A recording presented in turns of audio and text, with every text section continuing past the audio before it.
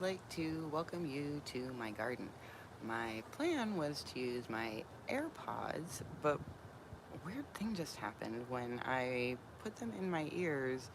Music that I've never heard before and don't really like started coming out of them. So I'm going to try that now and we'll see if this does anything terrible. But hopefully connected, so hopefully you will be able to hear me here. And the reason that I'm doing this is it's a little bit breezy today, so I have a feeling that maybe this will help reduce some of the possible background noise. So it was just a gorgeous afternoon, and this whole process of oh hi B, this whole process of streaming has been really terrifying. And it took me about a year and a half or 2 years or so to bust through that fear bubble the first time. And then the second time, I did it just a few days later, knowing oh, you can hear me loud and clear. Oh, that's so wonderful to know that because I was wondering if it was just me pantomiming actual words. Um, but yeah, so the second time I streamed, I just went ahead and did it a few days later, which was probably smart because it didn't really give that fear cloud much of an opportunity to recoalesce. But then that was like a week and a half or 2 weeks ago, and it has done a fair bit of recoalescing since then. I've actually set up and practiced either private or unlisted lives like 3 times with the intention of doing it at that point and then just kind of like conveniently having something pop up and backing out. um, it does look so pretty over here, doesn't it? Like it's getting to be that weird time of year where it's almost getting a little, it's going to start getting kind of dry and crunchy soon. I'm doing my best to keep the things alive that need to be kept alive.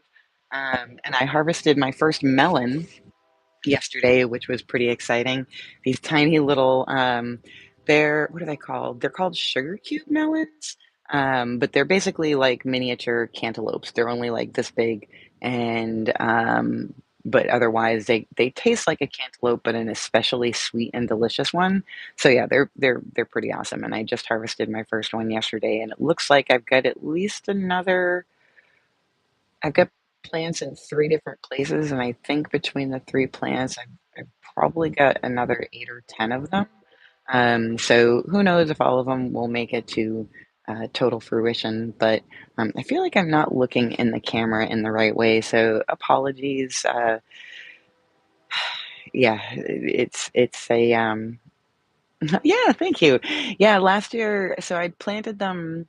I'd gotten the seeds.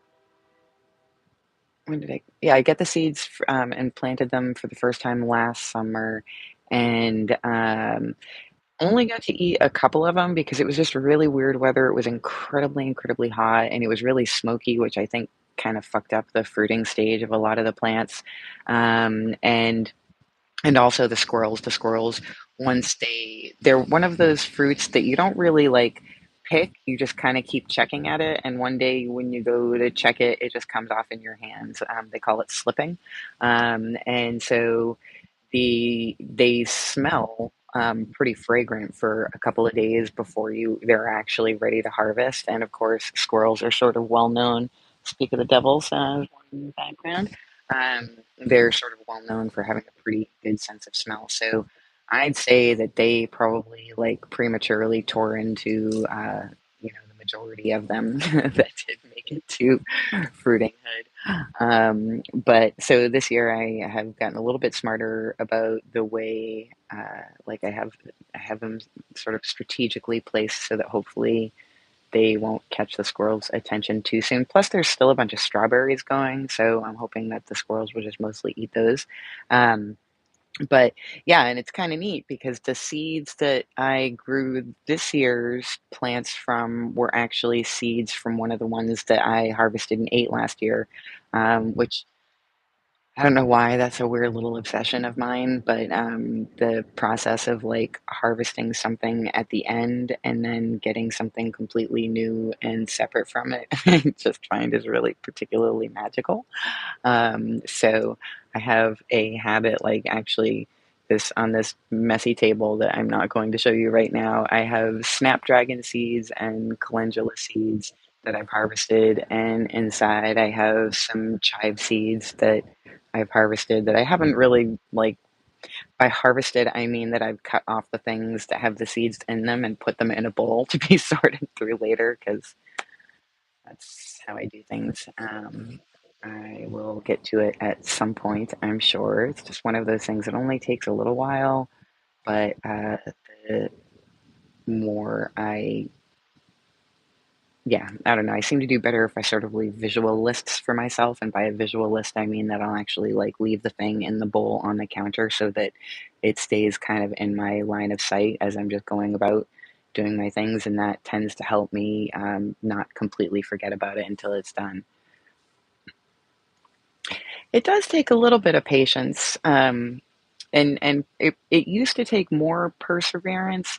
I think now, so a couple of years ago or a few years ago, I really broke my brain and put in a irrigation system, like just one that hooks up to a hose bib.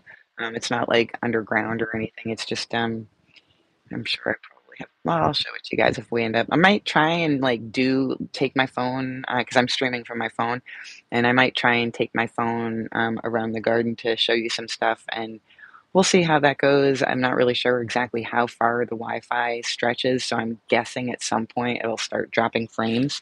But hey, hey, what are you doing, girl? You want peanut? Come here, cutie. Oh, and here's a Mr. Man.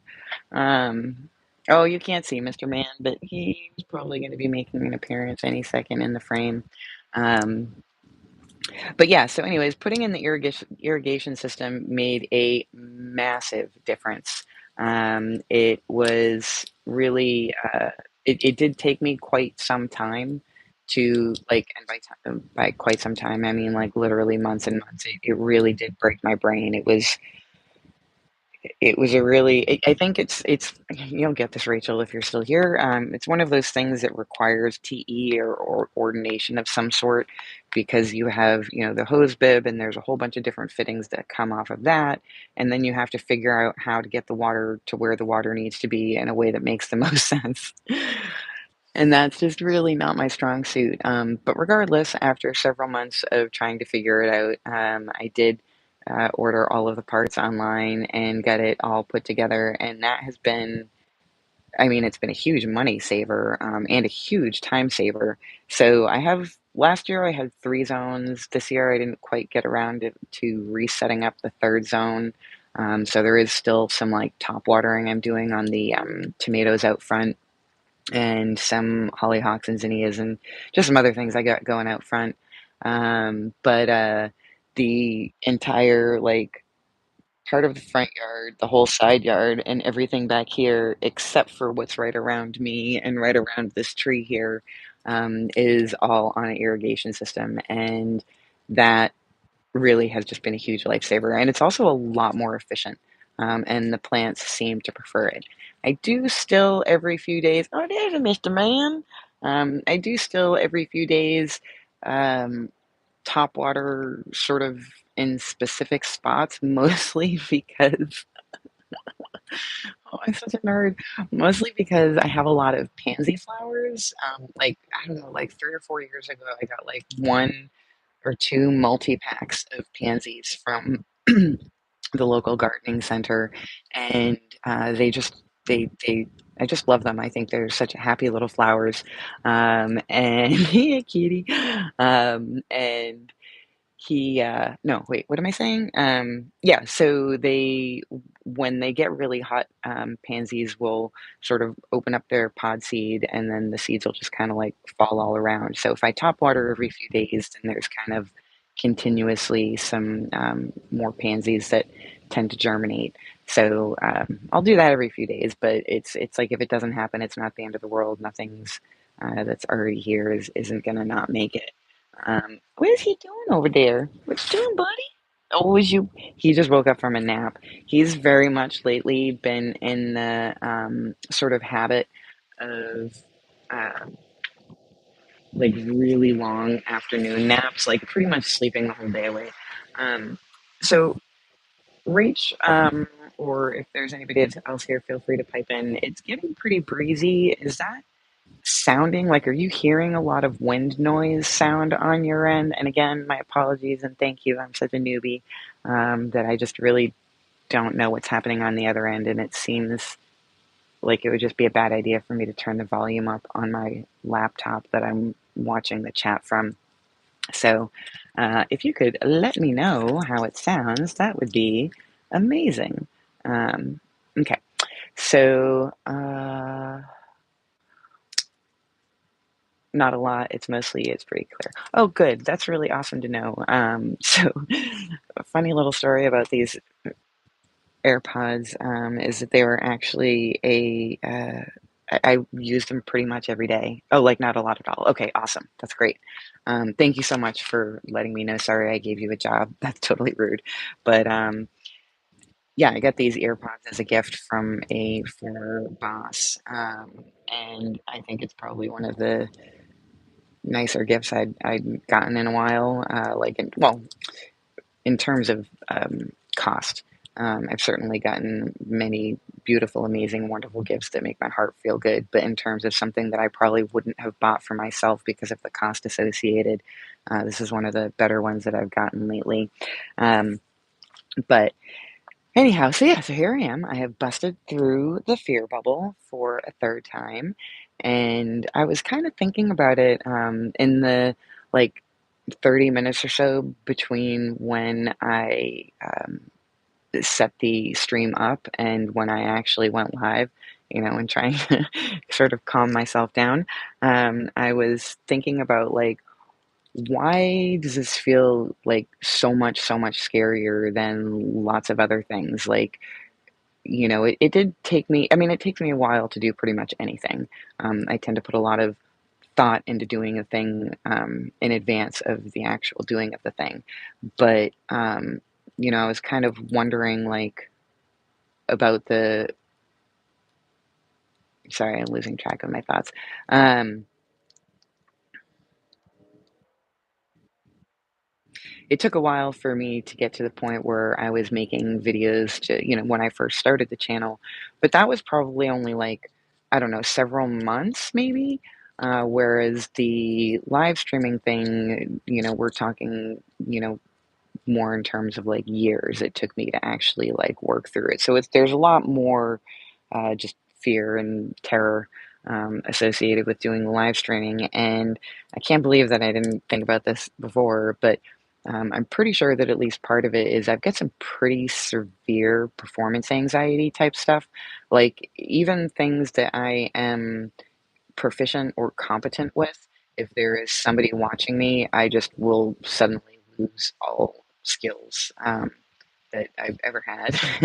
And, live streaming isn't really one of those things that you can really do without actually doing it. So there's no way that I could have, like, realistically, I mean, I could have pantomimed doing it, I suppose. And I did do that a little for the, like, getting the technical aspects sort of figured out, anyways. But, like, in terms of, um, actually being on a stage, so to speak, and in a live, real time thing where people are watching me.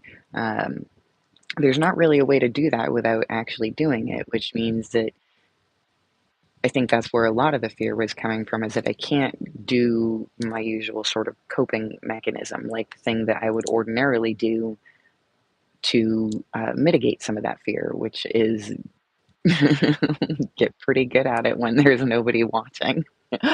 um, and then sometimes leave it there. Just sometimes like most things that I do, like I said, um, even if it's something I'm familiar with, I just I don't know. I'm pretty sure that if somebody started like really intensely watching me breathe, I'd forget how to do that too. Rach says I do too. I was just thinking about how I went to this drag show and they put the mic on me and I froze. They just looked at me like, "Oh, you're no help," and moved on the act. Oh, girl, I like, anytime I'm at a performance of any sort, but especially drag performances because they are so, like, interactive with the audience, and I just am just awful at that kind of thing, being put on the spot, having lots of people look at me, like, yeah, I would have frozen too now, so my usual MO is that I just don't make eye contact. Like, they're pretty astute most of the time. The performers who are looking for audience members to engage with are usually pretty astute about, trying to find somebody who's receptive, so I just put out all of the vibes of non-receptivity as possible. Um, I mean, I kinda do it's funny, I do the aversion to eye contact thing quite a bit because I do have a fair amount of social anxiety, and I think that that probably puts off, a different air of, uh, who I really am because I think I probably come off as, sometimes not very approachable or not very friendly or not wanting to engage, which is sometimes true contextually.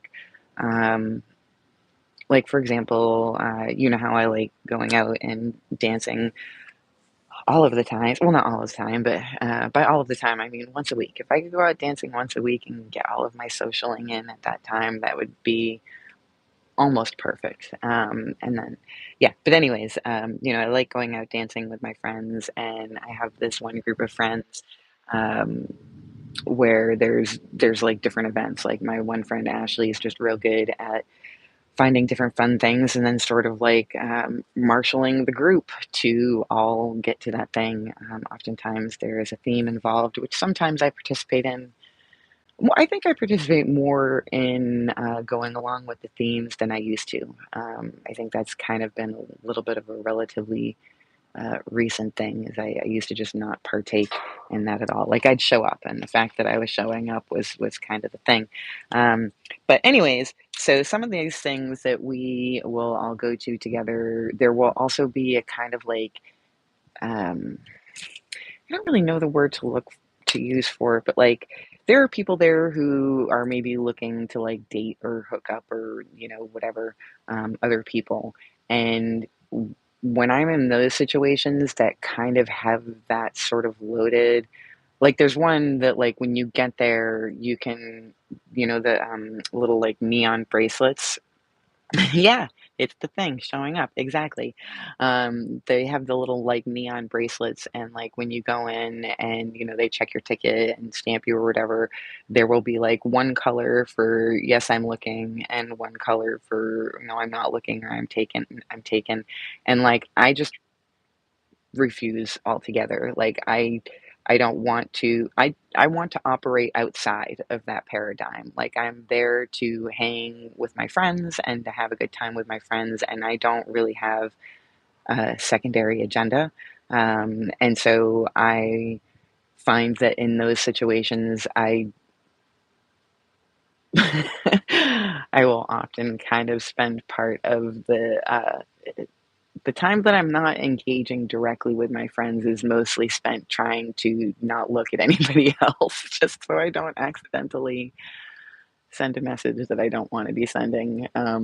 Because, yeah, I don't know. Like I said, I think it mostly comes down to social awkwardness in a way, maybe being aware of how I'm not sort of fitting into the game that everybody's playing at that event.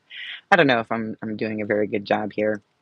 Um, um, yeah, I mean, I think it's smart. It's effective. Like it probably does, result in me not having more just like friendly conversations and just getting to know other strangers. But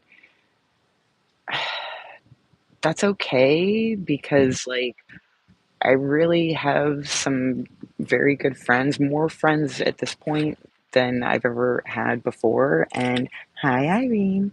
And that's like I don't really feel like I need to actively be looking for friends. Like if it happens, that's great, that's awesome, but I tend to think that, um, it would be probably more like, the way I usually make friends, which is, hanging out with some friends, and then a friend of theirs shows up, and there's a conversation, and yada yada. Ooh, there's a squirrel chase going on.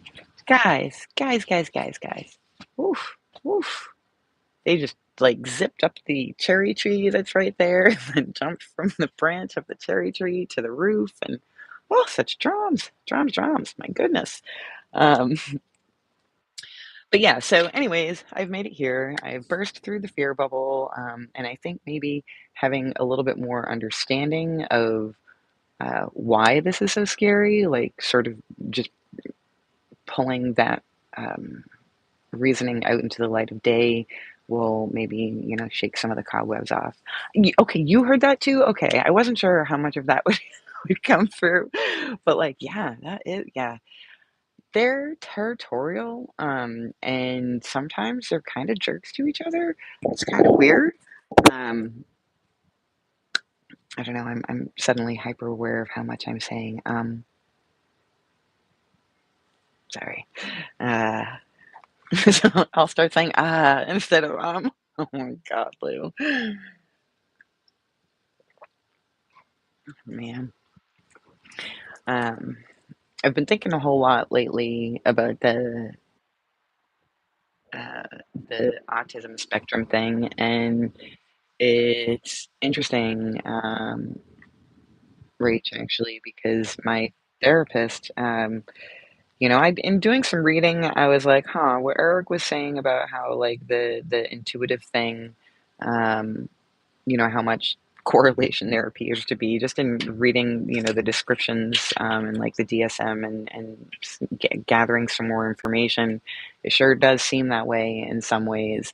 And then I was talking to my therapist about the whole thing um and not even mentioning like Eric's thoughts on it or anything like that, but he completely independently kind of said the same thing that I'd noticed and Eric had obviously previously remarked on, which is that there does seem to be some crossover there. And I thought that was really interesting. Like there's just so much about brains that we just don't know, but it's all pretty fucking fascinating.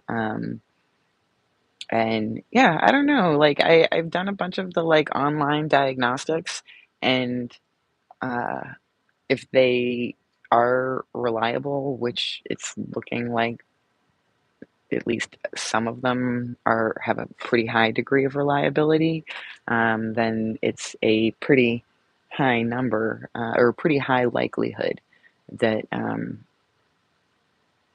that might be something that's going on there, so, I don't know. Kinda curious about that. I'm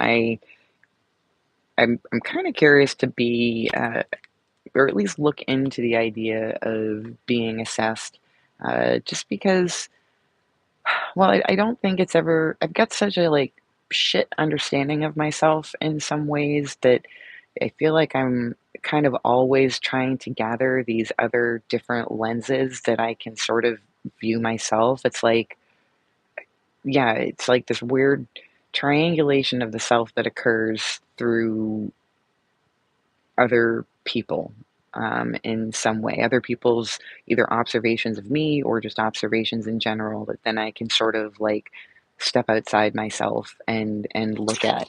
Guys, stop! Oh, that's Scrappy. Hey, girl, you want a peanut? Here you go.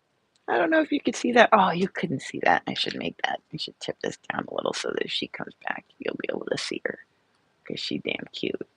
Um, and it's not super important that I'm here. Yeah, it's true. We do definitely seem to know ourselves the least. And I think that, the way Eric puts it about how not having a subjective knowing function in the front stack, um, I mean, that makes a lot of sense about why it would be a little bit harder for us to see ourselves. Um, and it's weird because I feel like I don't know that I ever really even thought about trying to know myself in that way. That's not true. I feel like this has kind of been a lifelong thing that at some points, I feel like I've been able to get a handle about, like, aspects of about myself. I know what my I know what kinda ice cream I like. I know, what well, maybe not all of my preferences, but I know what a lot of my preferences are just in terms of, like, engaging in the world, being in the world, um, that sort of shit. And I have a pretty good understanding as I've gotten older, sort of, on my values and whatnot, but, it just feels like this never-ending, very complicated formula that's always collecting information, and the more information it collects, the longer it takes to compute because everything needs to get into its place, and yeah, I don't know, I don't think I'm doing a very good job of describing it at all, but come here, cutie. I think this is Irene. Come on, girl. Can you see? No, you can't. Here, I'll just toss it back there for her. Here you go, cutie.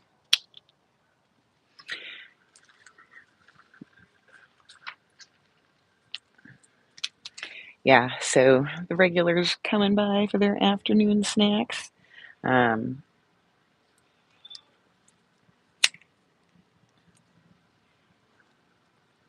yeah, they're little cuties. They really are. What you doing, Mr. Man? Please don't knock over my rig. Um, but yeah, so anyhow, I've been doing a lot of looking into it, and I'm sort of curious to pursue the a formal assessment.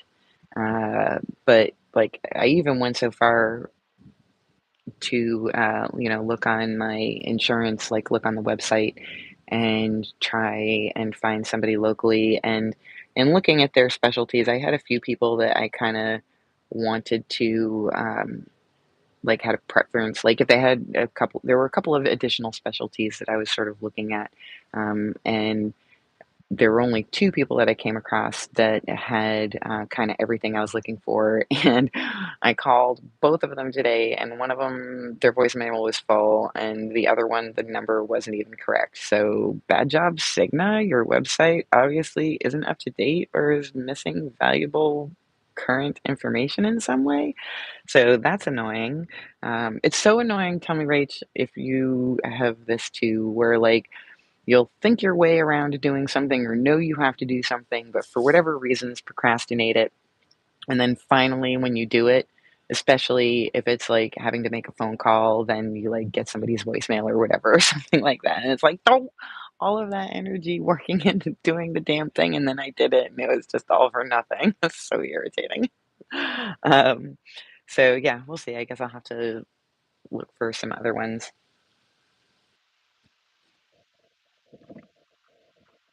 I think it's just you and me right here, and I feel bad about that. I feel like I'm keeping you here because you are FE Tool, and I know that if I were in your place, I would also uh, probably just be feeling like I couldn't leave. Yeah, yeah, 100%. So much of the energy is put into the pre-doing of things. Yeah, it's like sometimes it really does just shock me. And if you do want to go, if you are on a time frame, like I said, this was okay, cool. Because like I said, this was mostly about, like, busting through the fear, and, you know, I mean, not only did I bust through the fear, but now I'm getting to have this, like, really great conversation with a friend, so, like, win-win-win in my mind, so, like, mission accomplished, that was my agenda. Um, okay, good. Um, but yeah, it's like, sometimes it feels like I spend so much more time thinking about doing a thing than doing it, and that would be, like, one thing, but what's kind of happens on top of that is that then I just pile these just massive heaps of judgment on myself for knowing that because there's some part of me that, probably programming, that looks at all of that pre-doing, which that's a great phrase, by the way, but who looks at all of that pre-doing and feels like it's a waste of time in some way because it's not in alignment with the way other people get things done. Um, so now that I've said that out loud, I think I'm maybe going to have to try and do a little bit of work around that because it does seem as though judgment's a thing that comes up for me all the time. And like sometimes I don't even realize how pervasive it is. But I think now that I'm thinking about it. I think I am gonna like the next time I notice myself having those sort of like judgy self feelings about how long it's taking me around to do something. I think that it would be beneficial to just remind myself that like I am doing something, like laying the groundwork, regardless of how it looks. I don't think any rational person would say that laying the groundwork for doing a thing isn't a very important aspect of actually doing a thing. So maybe this conversation will help me um, shift some of that, and then it'll just be what it is. Like, why do I have to judge the fact that it takes me forever? Oh, hi, Scrappy girl. Hi, cutie. Oh, she my favorite. Sometimes she lets me pet her. Oh, like not like she doesn't let me like hold her and pet her, but like yeah, she's one of those squirrelies that likes to have two peanuts. Oh, I just got in a good little rub with my finger on her head. How can I get it so that we can see this? And by we I mean you, because she is just real cute. So maybe if I just move this back further, which shouldn't fuck with the noise because of the earbuds. Um, Yeah, she's the only one, like, um, even Stubby, who, I mean, you know, the special place in my heart that Stubby held, um, well, now I'm not so shot, but that's okay. I don't really need to be in it. Scrappy is clearly more important. But, you know, even Stubby only let me get a finger on her, like, literally, like, a swipe a couple of times. But Scrappy, she was the first one like, I think it was last year when I first started seeing her. And yeah, Stubby. Um, I still cry about that little one just about every day. Like, first, like, 10 minutes I wake up and I walk by the spot where I used to see her every day, and I have this just real intense, like, sobbing sadness for like 10 minutes. And yeah, like grieving is just so weird. It's such a weird process. But Scrappy, when I first met her and started feeding her, like, she will totally, like, if I'm wearing pants, she'll just totally, like, climb my leg. Um, like, literally climb up my pant leg. And yeah, she's a pretty bold little one. So she lets me pet her kind of sometimes. But like I said, only when I go to give her that second peanut. When I give her that second peanut, and she's distracted trying to get both of them into her mouth, that is when I usually get a little bit of a little rubbing on her head. I don't know if you heard, we also have a crow here in the background hanging on the wire, but I don't think you can see that. I don't know how I can get everything in the shot at once. I don't know that I can. But yeah, so I don't know. I'm curious about the ASD thing. The more I look into it, the more like it gets kind of confusing because like I know that like the CPTSD thing does seem to muddy the waters, and it's hard to know what's what. Um, yeah, I think that is definitely true, Rach. I learned on a YouTube that grief is a healthy way of dealing with loss. If it's not used, it can go bad, even though grieving isn't fun. No, grieving definitely not so much fun, but it is definitely necessary. And like that, so in 2020, and there's now a couple people here, so I'll just provide context in case anybody watches in the future. But in September of 2020, my aunt, who I had always been very, very close with, unexpectedly died. And then about 6 weeks later, um, Nairi, who was my partner. We weren't together at the time, but they were my most recent partner. They died, and that having those two close, unexpected losses, and you know, Nairi died by unaliving themselves. I think is the way people say it now, so as to not use language that is yeah, I don't know. But anyways, so that kind of just the whole situation just bowled me over. Like it's it's been almost 3 years, and I feel like it's still like an ever present kind of thing. Very different now, but it's just so much. It just caused so much in my life to shift. And one of the most interesting things about it is that it also caused me to realize that I had a lot of unresolved trauma and unresolved grief from prior times in my life, from my childhood, and that those all of that had just been like sitting there in my body this whole time. And maybe that has something to do with the chronic pain. Maybe that has something to do with the chronic inflammation. Maybe that has something to do with the digestive stuff or the anxiety stuff or like this or that or the other thing. Like it's when we have emotions of any kind, that we don't express in a way that is healthy and beneficial to the system being the self, then it will cause dysregulation in the system in some way at some point. Oh, hey, Candy Nine. It's so nice to see you.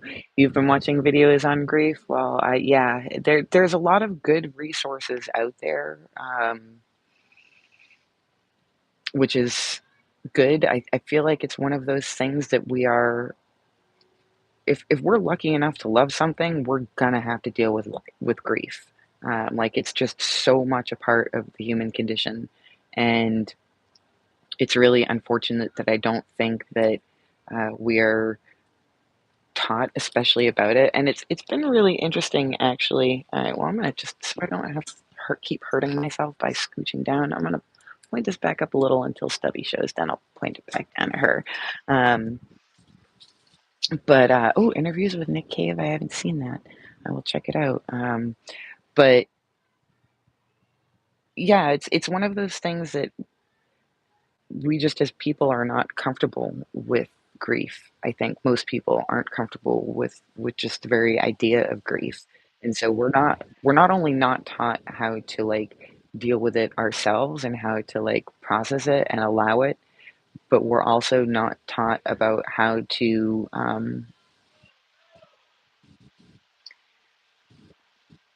hold space for other people who are experiencing or trying to express it in some way. And like and I get it, like it is a difficult thing to do. It would be I mean it's something that would be kind of it would take some time to teach because there's a lot that goes into that, because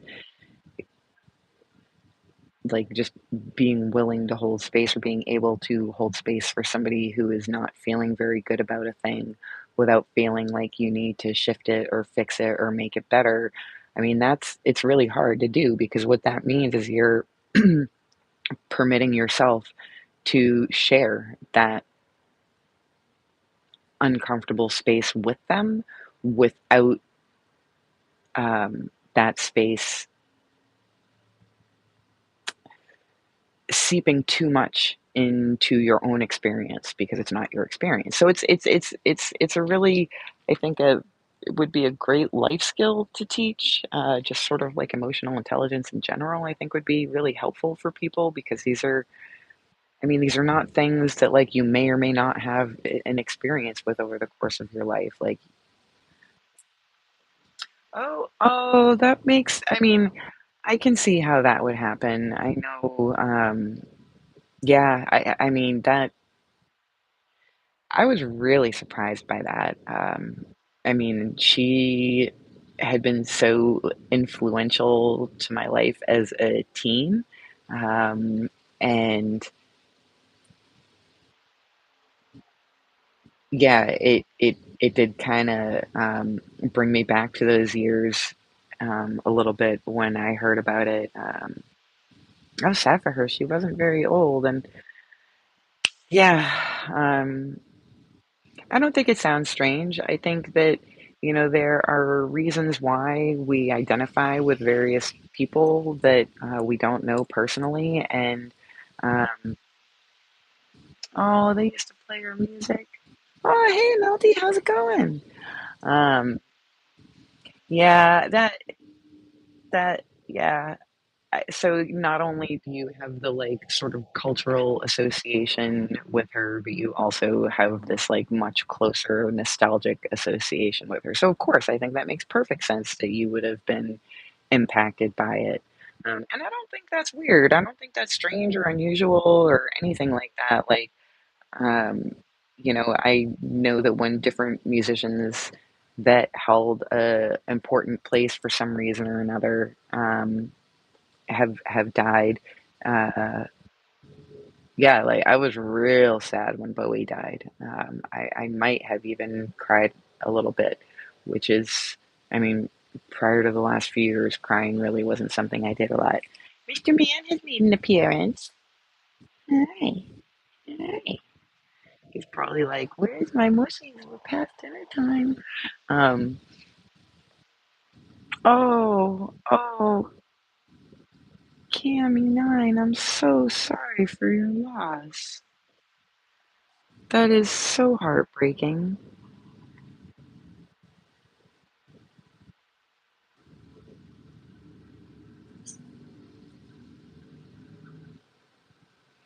Do you have a good support group? Do you have people that, sorry, I know it looks like I'm not looking, but I'm actually, it's because I'm watching the chat on my laptop next to me. So I'm not trying to be rude. Um, oh, here's a Scrappy. Hang on. Come here, girl. Let me come over here so the peoples can see you. There's a Scrappy. Want a second one? Of course you do. There you go. Oh goodness, all the furry things. Okay, buddy. It's a little too. It's not really cool enough for snuggling just yet, buddy. Um, do you have a support group? I know obviously you've got my email address. If you just if you want to unload and you just shoot me an email. Let me know if there's anything I can do. If you want to do like online or offline hang, we could do whereby or something like that. So you just send me an email and let me know, and uh, I'd be happy to do that.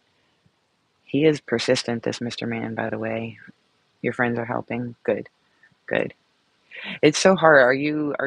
So you're allowing yourself to be helped? That's good, because I'll tell you, I really sucked at that. Like yeah, that's, yeah, not a strong suit. Is that I, even when I know I'm not doing it right, even when I know I really, really, really, really would benefit from some help, um, I am just not terribly likely to actually pursue it. There are times when I will accept it, but if I really, really, really need help and nobody's offering, which means that then I need to go actually ask for it. It's not like I've never done it. I have done it. I will do it again, I'm sure, but it's a monumental effort. Yeah, thinking you can do everything yourself. Well, and see, that's the thing, Cami9. Is it Cami? Like camera, or is it Cami? Like, they came and went. I've always wondered if I'm saying it wrong and if I'm using the short A or the long A is the correct way. But um, see, at least you think you can do everything yourself. That's the thing, is like I'm not even that. I know that I can't do everything myself, but I'm probably going to try to anyways. Amy with a K, Amy. Okay, cool. I have been saying it wrong. My apologies. And thank you for that information.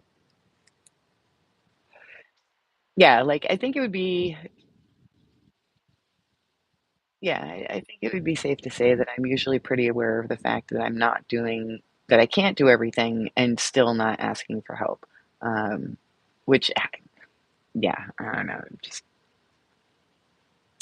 I guess it's a little self-abusing in a way now that I think about it, but I guess that's not terribly shocking. But have I gotten better? I was about to say I've gotten better. I've gotten better about being aware of the fact that I am terrible at asking for help. I think when I was younger, I probably would have said, "Oh, yeah, yeah, yeah, no, I totally can ask for help when I need it. When my car's broken, I'll bring it to a mechanic because I know I can't fix it." But that's not really like asking for help. That's like a transactional service that's done in exchange for money. Like, that's really not the same thing. So I think I've gotten more aware of it.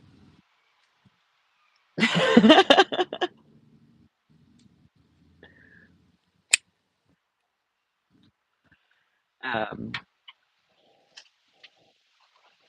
yeah, so many people in the chat. I always wonder, like, there's lots of things that I'm not sure that I'm pronouncing right. Um,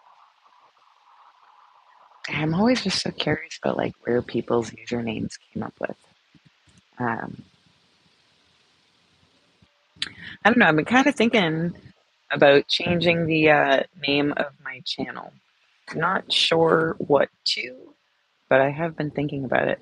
Oh, going to the grocery store and buying food is asking for help, right? Um, I don't think so. No, no, I don't think so. Oh, I see a squirrely behind me. Oh, of course, that was like several minutes ago because I was looking at my computer, and I don't know if there's latent, like what the latency is or what, but it's a few minutes anyhow, or a few seconds. It's very strange. Um, I mean, it is possible that you could ask for help while at the grocery. Like if something is too heavy for you to carry or you can't reach something, then that's an opportunity to ask for help. But I don't think going to the store for yourself and purchasing the things that you need to purchase is, I don't think that qualifies. Are you bad at asking for help, Melty? Um, I always wonder if, like, is that a type specific thing, do you think? Like, are there some types that are better about it, or do you think that's one of those sort of things that somehow supersedes? Yeah, it's a joke on the car mechanic thing. Yeah. Sorry, if you were here and I were seeing you or seeing your face, I would have known immediately that was a joke. I tend to, and I don't know, maybe I mean, we've been like chatting back and forth, or in chat together for a while now, and maybe you've already noticed about this about me, and it's a problem for being online, but like, I just assume everybody's being earnest, and I know that almost nobody's ever being earnest, so that's a bummer. But if I don't assume everybody's being earnest, then I just have no idea what anybody's saying. So, I like have to, yeah, while I think fairly adept or at least pretty good at reading people and, when they're like visually and auditorily, available to me, um, I am definitely not so great just using text. It's really weird. I don't think I ever knew that about myself until I started hanging out with all of you guys and going to the Talking with Famous People streams. Hi, hi, cutie. You want your second one? I know you like the second. Oh, you're gonna eat that one over there. Hi, you get it, girl.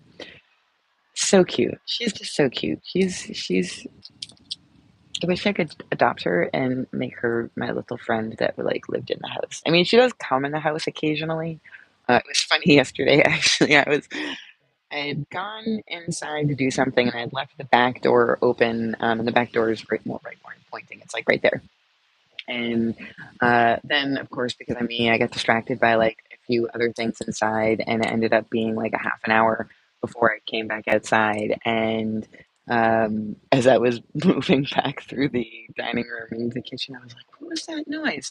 And then fucking Scrappy comes around the corner with two peanuts in her mouth, and I was like, "Oh, girl, you're just helping yourself." Hey, Ruben, how's it going? Thank you so much for being here. Um, Thank you, thank you. Yeah, the garden is looking pretty good. Oh, hi, kitty. Here you go. Here you go. The garden is looking pretty good. Um, Thanks. Yeah, this is my third one. Oh, wait, hang on. I gotta get another peanut for Scrappy Girl. Here you go, sweetie. Oh, yeah.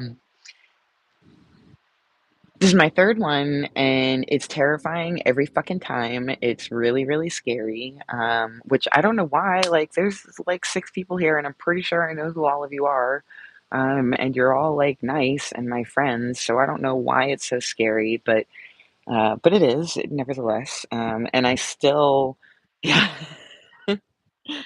Which one is that? That one is that one actually doesn't precisely have a name. Sometimes I think of him as Nigel, but it hasn't really settled yet, so I don't think that one has a name yet. There are several that I've named, but, um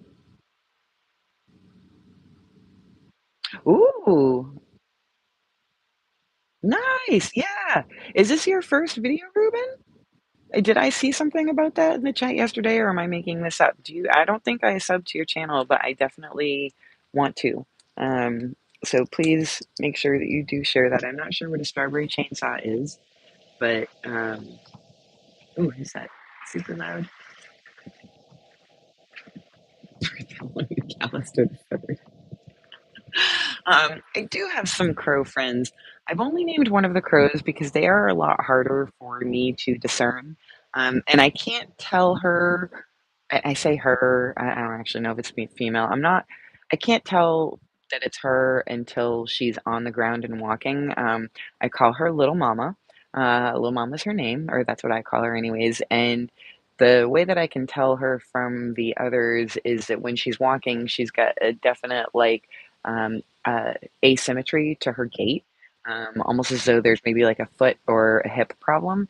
And she also rides a lot lower to the ground than especially some of the like adolescent ones that I see, like, usually, in the summertime, before they, get big, they have this kind of like awkward adolescent gawky stage. So she definitely rides a lot lower than them. So I think that she has been around for a little bit, and I see her pretty much every day. Oh, you do unlisted ones from that makes sense. Oh, congratulations on your first public one. That is so amazing. Like, oh, it's there's something even with all of the like sort of like fear and terror, um, there is something that feels uh I don't know, kind of like freeing and good.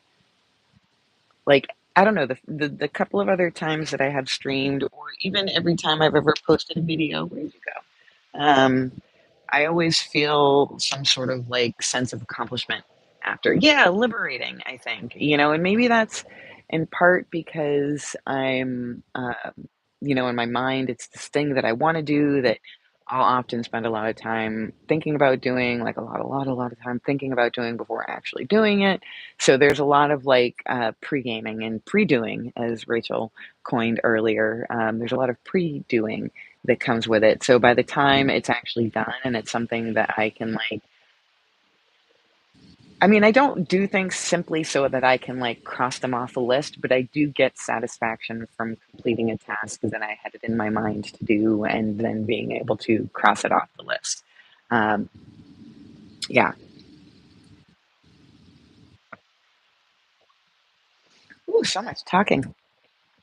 So much talking. Are you putting things in the gladiolas? Just fucking eat them, girl. You don't gotta keep burying them, Irene. Just eat them. Yeah. Can you guys see that? Oh, you can. That's awesome. I did put some peanuts on the stump earlier, but then Mr. Man decided to take over the stump, and he's kind of sitting there. I should move over to this side and let the animals be the uh, the main center of attention. Wait, can you see? Okay, you can't see Mr. Man, but yeah, that's what I'll do. And I'll stash some peanuts here for them. How about I put some up here? What do you think, dude? What do you think, dude? Yeah.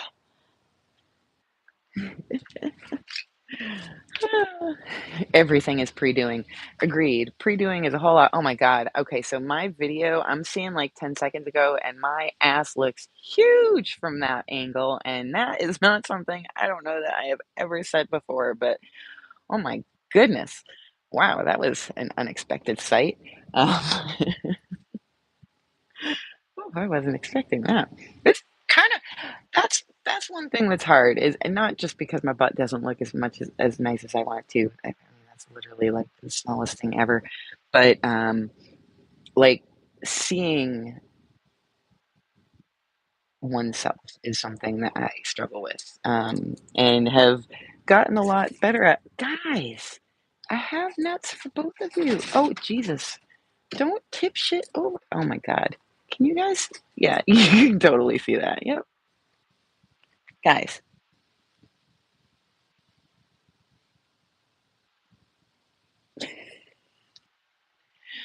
you're kind of jerks sometimes. Um, so that's Irene, just so you know. I mean, you can tell that it's Irene because she's got especially red paws and feet compared to the other ones, and she's a female. Um, and Scrappy is the other one that was, I think that was Scrappy. That might have been Nigel. I'm not sure. Or wait, what did you call him, Melty? That was a good name. Scroll back up. Bartholomew Callister the third. Maybe that'll be it, but I probably won't say all of that the whole time. Um, oh, Enneagram 1. Yeah.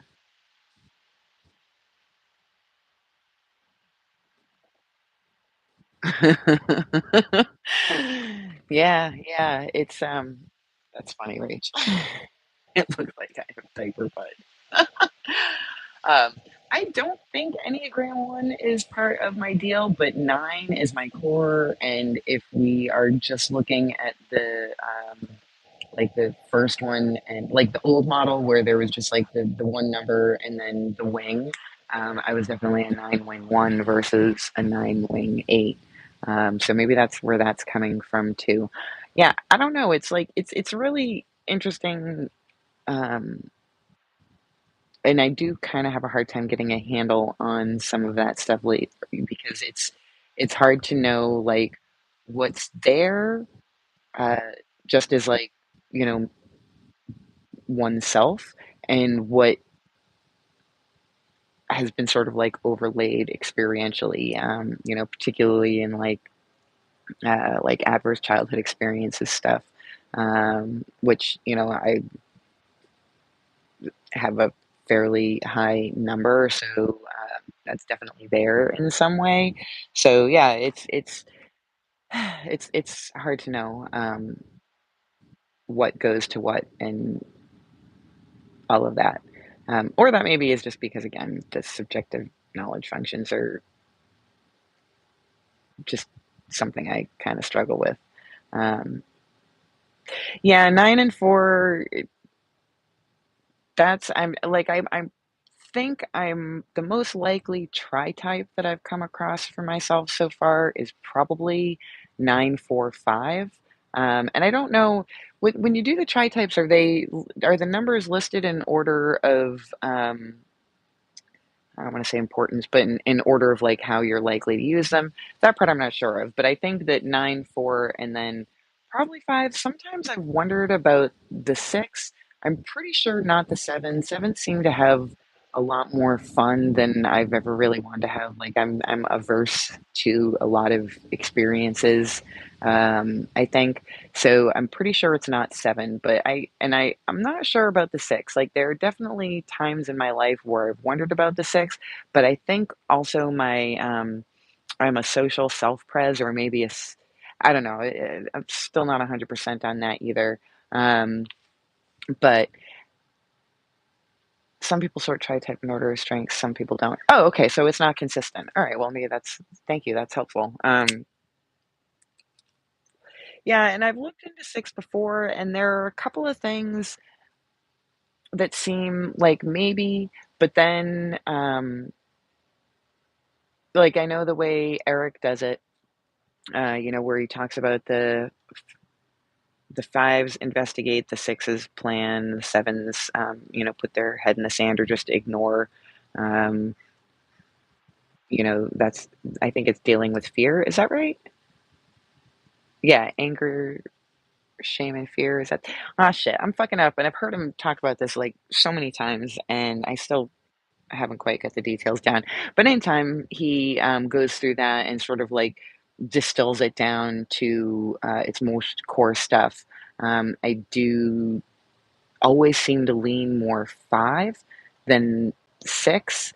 Um, like, there's a pretty big distinction between researching and then doing something about it. And I think I'm more likely to almost bypass the sixth part of being prepared and kind of vacillate. Like, that's the sort of thing that I'll stick my head in the sand about some things.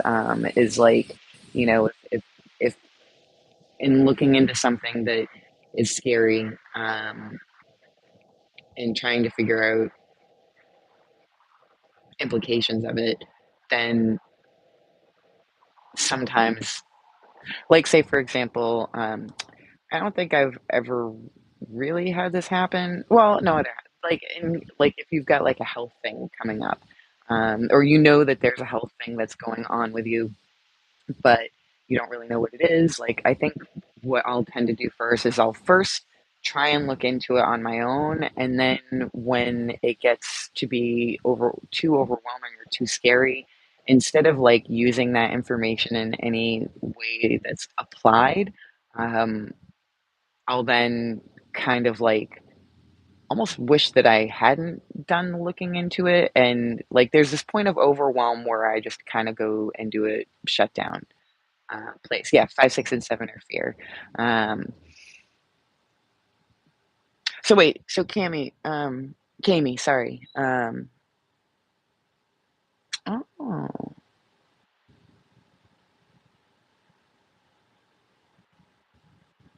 so when you say, where'd you go? Where'd that go? I do in terms of where I'm fixated most. So you go from where you're most fixated to your least fixated, you mean? Um, that makes sense. I don't know. I feel like when I first came across it, I don't know why I thought this, but at first I thought people were sort of doing it like a monogram. Like, when somebody gets their initials monogrammed into something, like their last name will be really big, but in the center. So I don't know why people would do that, but and for some reason, kind of found the whole thing very confusing.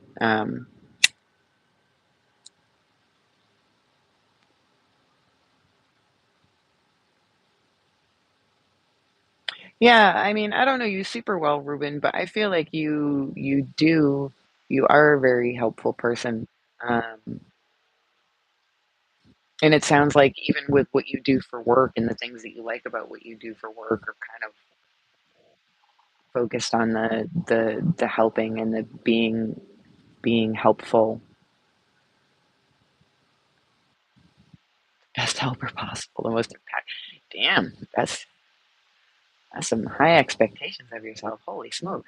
Um, well, I mean, you know how much you're valued in the TUWFP community, so I think you do a pretty fucking good job of being a most impactful helper. All right, so this is awkward, but I do have to pee. So I'm gonna go into the house and do that and leave you here with hopefully a critter or two will come by and entertain you.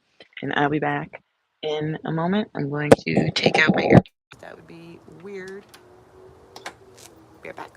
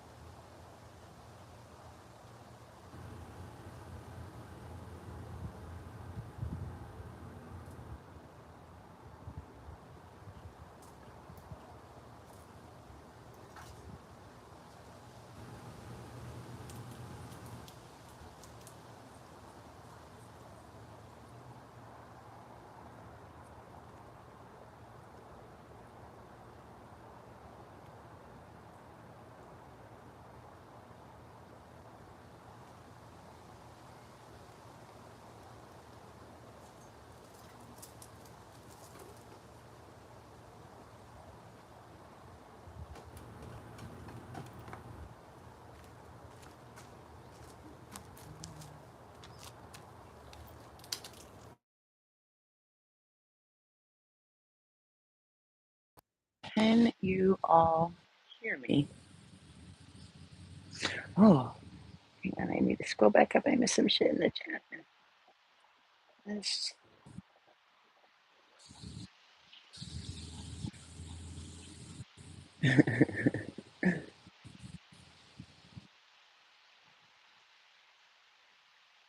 Hmm.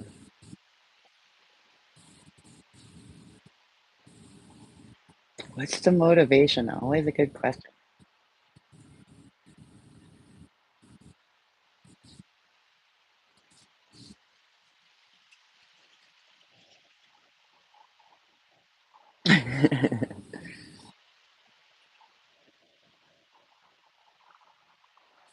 Well, that's interesting that you say that, Ruben. The comment about, but maybe Rachel, I am secretly pretty impatient. I only want to help with what I think aligns with my impacts. I was thinking about that. Did you really hear me pee? No, there's no fucking way. I was gonna say that. If you all could hear me pee, then these earbuds are amazing because I left them out here. um, so, oh,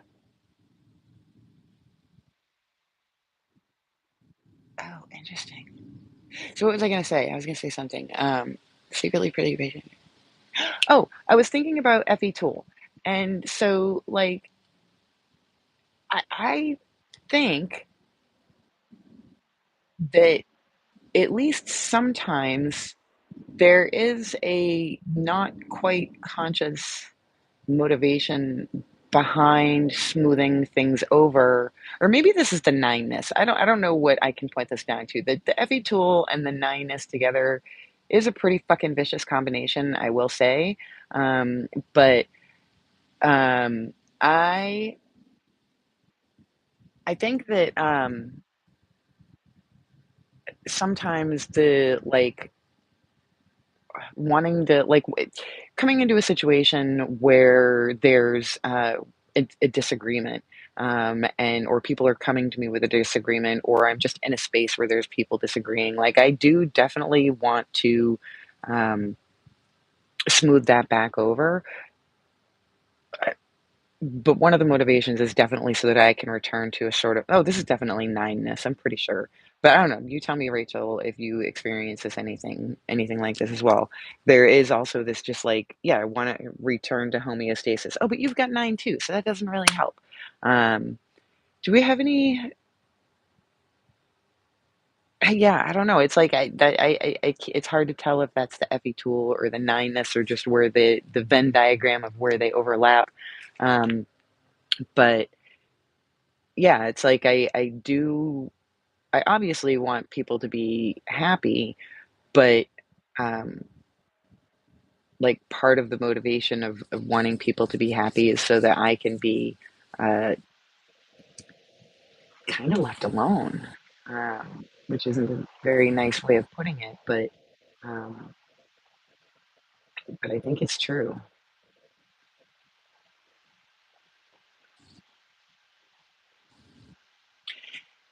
Yeah, I guess making things comfortable. Yeah, I have so many peanuts. This is my peanut pocket for the squirrelies, and I did reload when I went into the bathroom just in case we were overrun by them. Um, yeah, I don't know. Like, I don't think that's something that I was ever very conscious to, and even now it feels weird to say it out loud. Um, but I do think that yeah, I think in a lot of ways, um, I think it is part of the human experience to be self-serving, even when others are also served by one's serving of the self. Um, I don't know. Maybe that's not true, but I see it in myself for sure. Um, oh, come here, cutie. Come on, don't jump up on my lap. Come here, come here, cutie.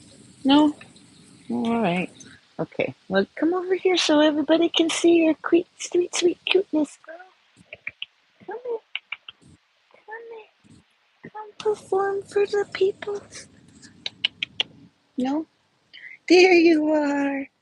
Hi. Oh, I want that cigarette in your face. Yeah. Um,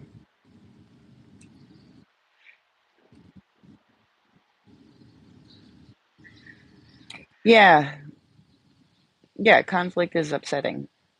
I like to get everything out on the table. Hmm.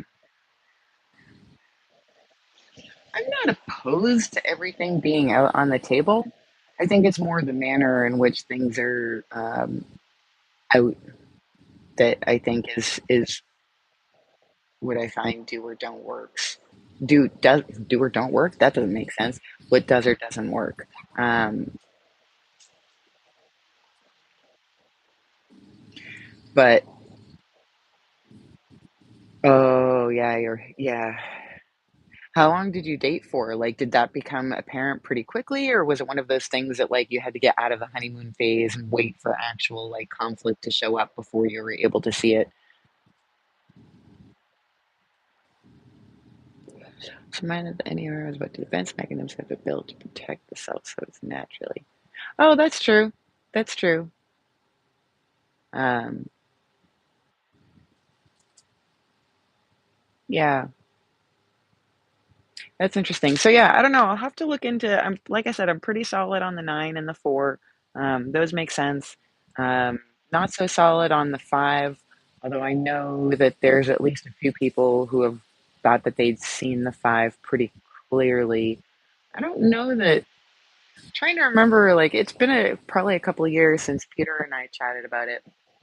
Um, oh, yeah. Well, that's no good. Um, so it's been a couple of years since Peter and I have chatted about it, but um, I think he was at first thinking 3/4, but then that didn't seem quite right to him, but he wasn't entirely sure why. But I'm not sure that he questioned nine or five. I thought he was, but I also might be misremembering. Um, yeah, Peter's the fucking best. I really just like that guy. Um, yeah, I am pretty sure. So I'm 48 now, and I haven't had a shit ton of relationships, like dating wise, but like I dated this one guy for like 5 years, but it was very casual for that entire time from when I was like 19 to like 24, 25. And then I was married from like 25 to 36. And then Terrell and I were together. I don't remember how old I was, but for like 5 years. And then Nairi. And like, I like after I started dating Terrell, I actually called my ex-husband because he and I are still friendly, and I've known him since I was 12, so he's a member of the family. So I called him and pretty much apologized for just really not even showing up, like in a lot of ways in that relationship.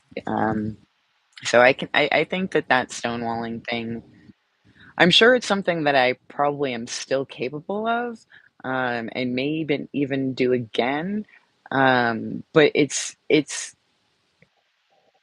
as I've gotten older, I think I've gotten a little bit more aware of it. And I mean, there are times, and maybe this is just my experience of it, but where like there were some conflicts that I had with Nairi that like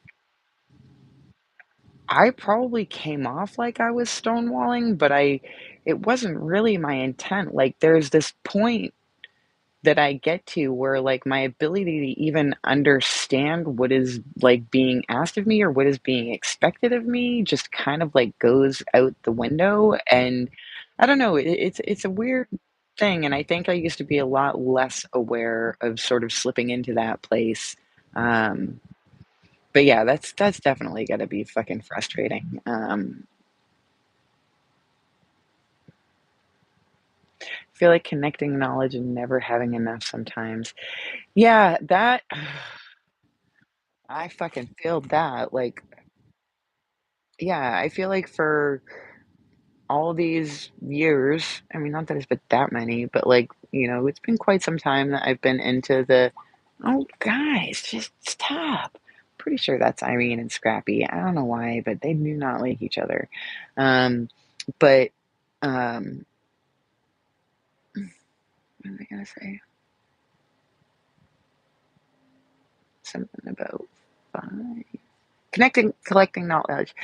Yeah, I still don't feel like I have a very good understanding of all of these things that I've been, like, reading about and studying and learning about and talking about for years.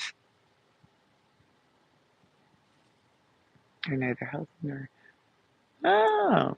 Yeah, I feel like I've heard him say that before, that, like, the lines of what did they used to call it? The line of disintegration and integration or something like that?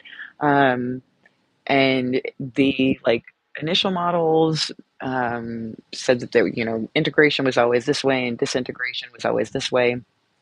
And then it seems as though I'm not sure who is if who says it, or if that was Peter's theory, or if he got that from studying somebody else, but that those lines, yeah, like you said, Melty, were neutral, and it was possible to go in either direction. I don't know though if that means like I wonder, does that mean that like you could be kind of a verse or a switch about which direction you'll go in, or that it's contextual based on the circumstance, or maybe even the interpersonal dynamic? Or is it that you'll always go one way or another, or more likely to go one way or another? It was misunderstood in the teachings. Ah, okay, okay. Um, ooh, a bong rip. That's a great idea. Oh, I have a joint right over there um, that I brought out and then forgot about. That, hmm. So then, do you know, Kimi, about the question that I was just asking about whether or not like a person will always follow the same line, or if there are variables upon which the line they follow will vary? Um, yeah, yes,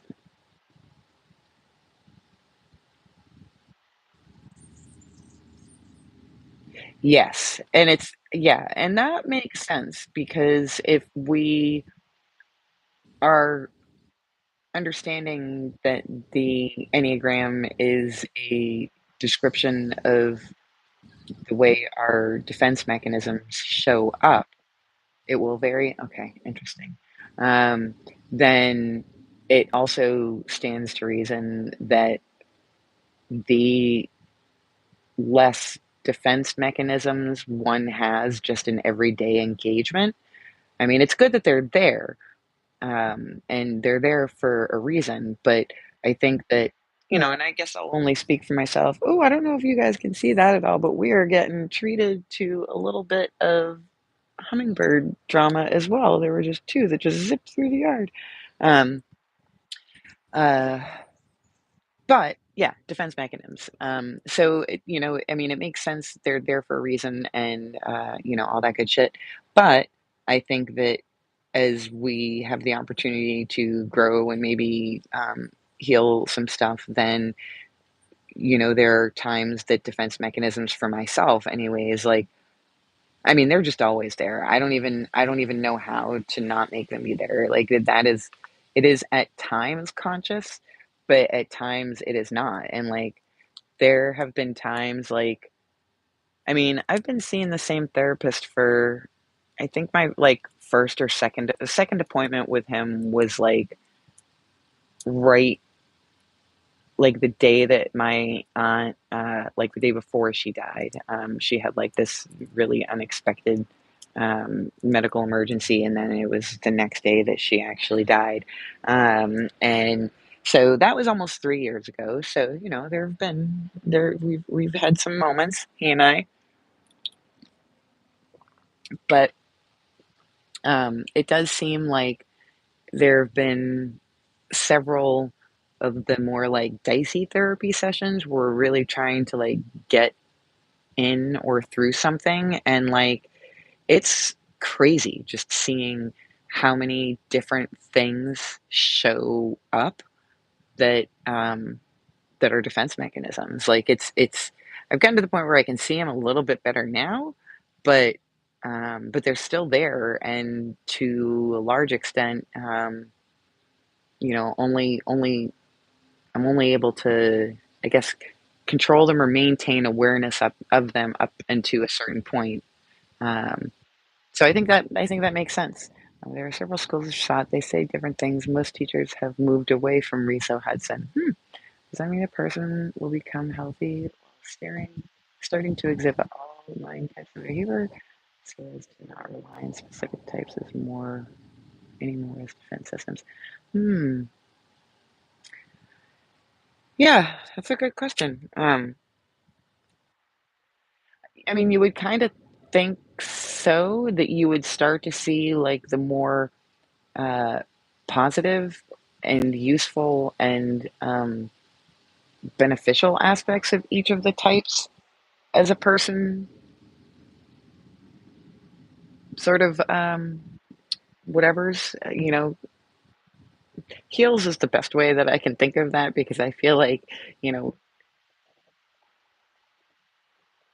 the defense mechanisms are probably created from a need for them to be there, which means there was a need to be defensive, which means that something was going on that you weren't in agreement with in some way. Yeah, that makes sense. I think that, but you'd also start to see, perhaps more importantly, a lot less of the behavior that has negative impact. Yeah, I don't know. I don't know. I've heard, like and I'm quite sure that there are plenty of people who wouldn't agree with this, but I've heard people say the same thing about like MBTI type, that like the whole kind of like point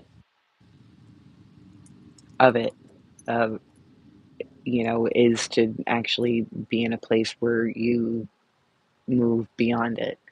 But I don't know about that, because if it really is the way that your brain processes information, then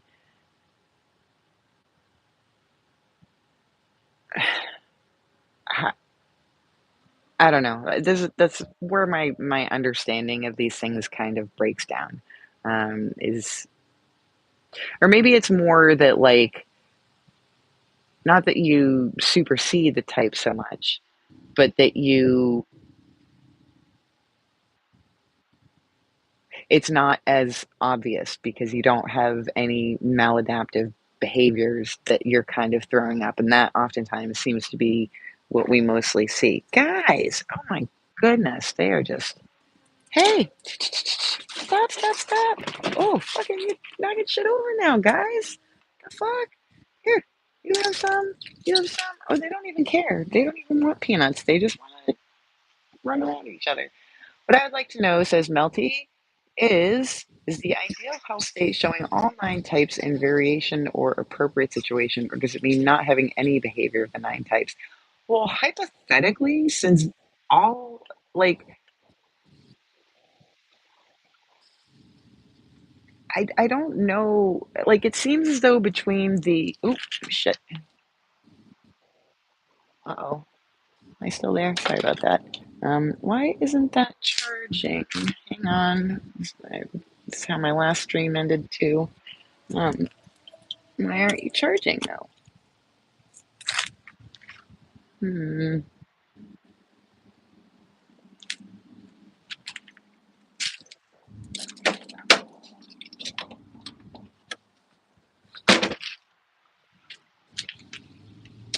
I don't know how to leave this app without ending the stream, so I don't know if that means my phone is charging or not. I guess we'll find out. Um, anywho, um, it seems as though with the range of behaviors that are talked about, because each type, they talk about like the positive aspects and the negative aspects.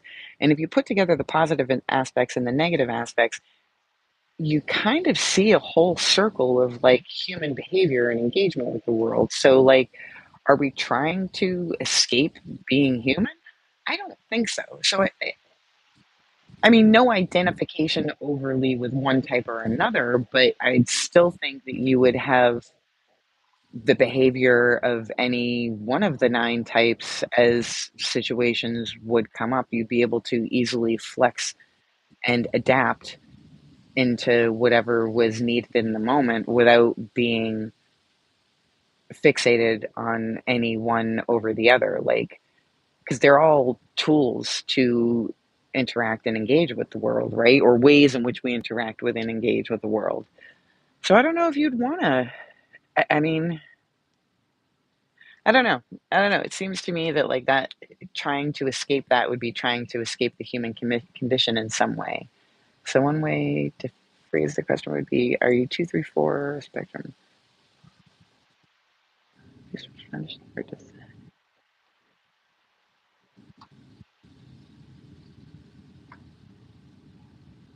Well, an ideally healthy person probably wouldn't experience shame, so they there wouldn't be anything there for them to respond to. But I also think that that's not very many people. Um, Hi, Jeremiah. How you doing? Hello. What I gather is that we judge humans by behaviors, but the test is that part of ourselves we align with to protect ourselves at areas of helplessness. That makes sense.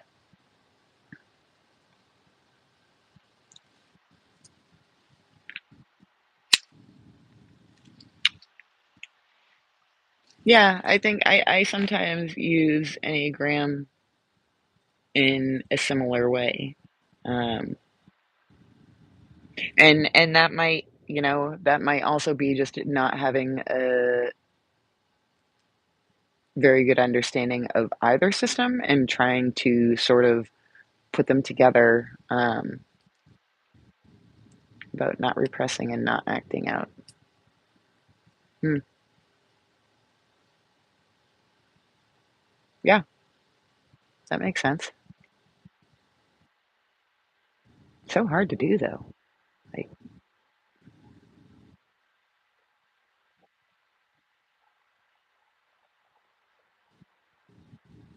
if the environment is not ideal, people will act shamingly upon you once in a while. Well, I guess it depends on what you mean by shame. I guess what I was kind of thinking of is that, like, if I'm an ideally healthy person and I go out in the world and somebody tells me that I'm ugly or tells me that I'm stupid or tells me that I look terrible and or whatever, says something that is intended to make me feel ashamed in some way, that if I were an ideally healthy person, that wouldn't be my response because I would be able to be like, okay, well, you're just doing you and I'm just doing me, and none of that's accurate. So I'm not taking on any of that shame. So there's no like, there's nothing there to respond to. It's like somebody trying to give you something and you just deciding that you're not going to take it.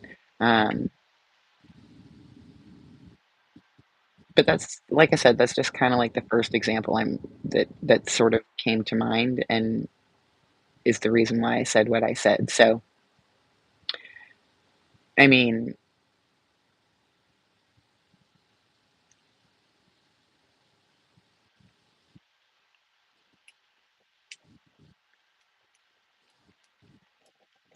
I don't know, like, if like, I'm trying to think, like, if an ideally healthy person then did something that they should be ashamed of, well, if you're an ideally healthy person, why would you do that? Well, you probably wouldn't unless it was an accident, and if it's an accident, then there's no need to feel shame because it's an accident. You maybe feel bad or feel like you wanna make restitution in some way, but that's different from shame, so I'm not sure. I used it as a tool to wake up. Mm.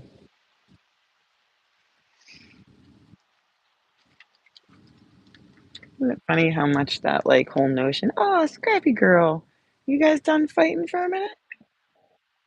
Um, it's funny how much, like, yeah, that whole phrase, wake up, being woke, all of it has just shifted, and is now seen as this like bad thing that I don't really understand. Um, like it's one of those things that it's one of those phrases that seems to have morphed into a miasma that everybody's using those same words, but they mean something different. I'm thinking about that. A reason why that might not be the ideal state is that people are even and susceptible to the impulses from other people. Well, but are they? I mean, if you're in an ideal state, I don't think you are. I mean, I'm not saying that this is an attainable state either. I don't know that it is.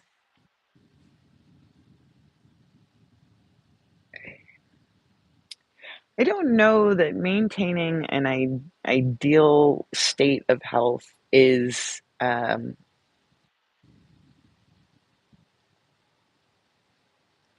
I don't think that's necessarily possible. Like, life is always going to, throw shit at you.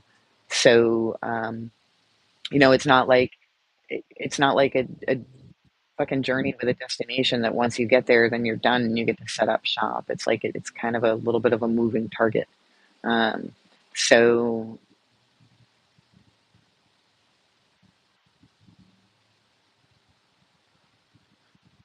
that the body is acting in health doesn't mean that the body is acting to a rational standard.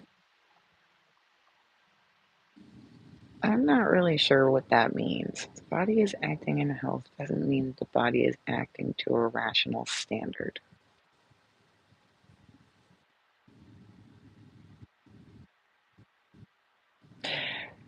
Yeah, that was I don't actually remember this, but the first time I took the Enneagram test was with my friend. Well, actually, we're no longer friends, but with a friend I had at the time. And, and apparently the first time I tested, I got the 9, and then I read the description of 9 and, apparently just started crying. I don't remember any of this. And then, like, a year or 2 after that, I came across the test again and was talking to this friend, and they're like, "Oh, yeah, we already did that." And I was like, "Oh, I cried." And she was like, "Yeah, I know. I was there the first time." And I was like, "I cried then too?" So yeah, it definitely, it's funny because I feel like with the, MBTI, I feel like with that test and with, like, other kinds of, like, personality, tests that I've done, there's sort of been this moment of, like, it feels like coming home, and it feels like, "Oh, it's so this feels so good." Like, I feel seen in a way that is, like, good. And, down the road, it was different. But, like, at first anyways, it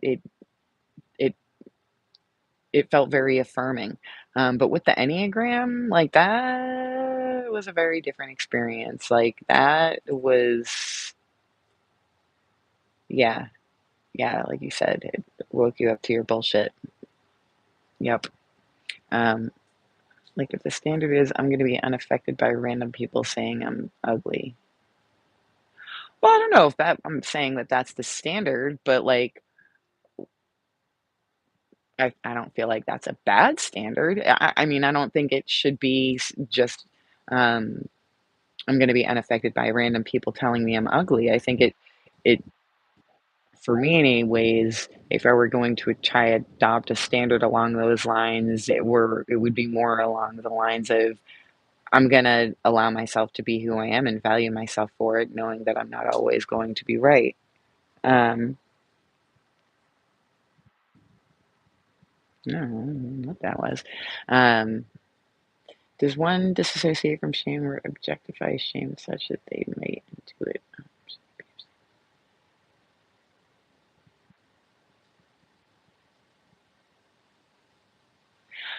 I mean, I think that probably varies on the person. Yeah.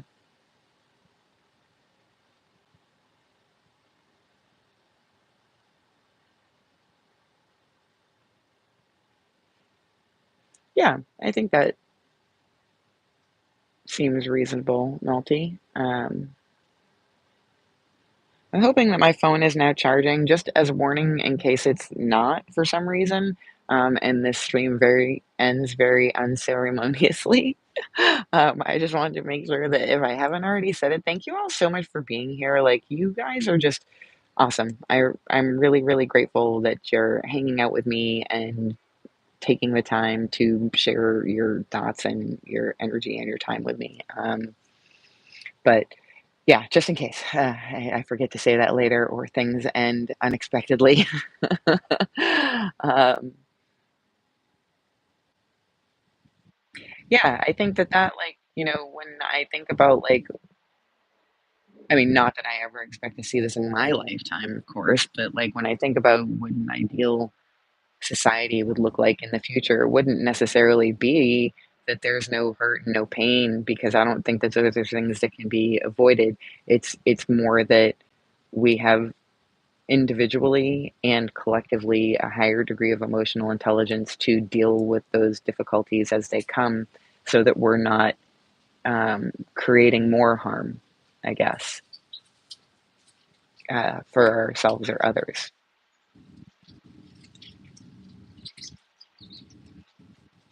Wow, these squirrels, man, today they are just on a fucking tear.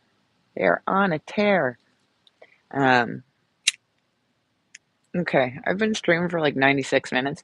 This is still the same cigarette. It has taken me an hour and a half to almost smoke one cigarette. That's kind of bananas. But it's been so long, it's not even good anymore.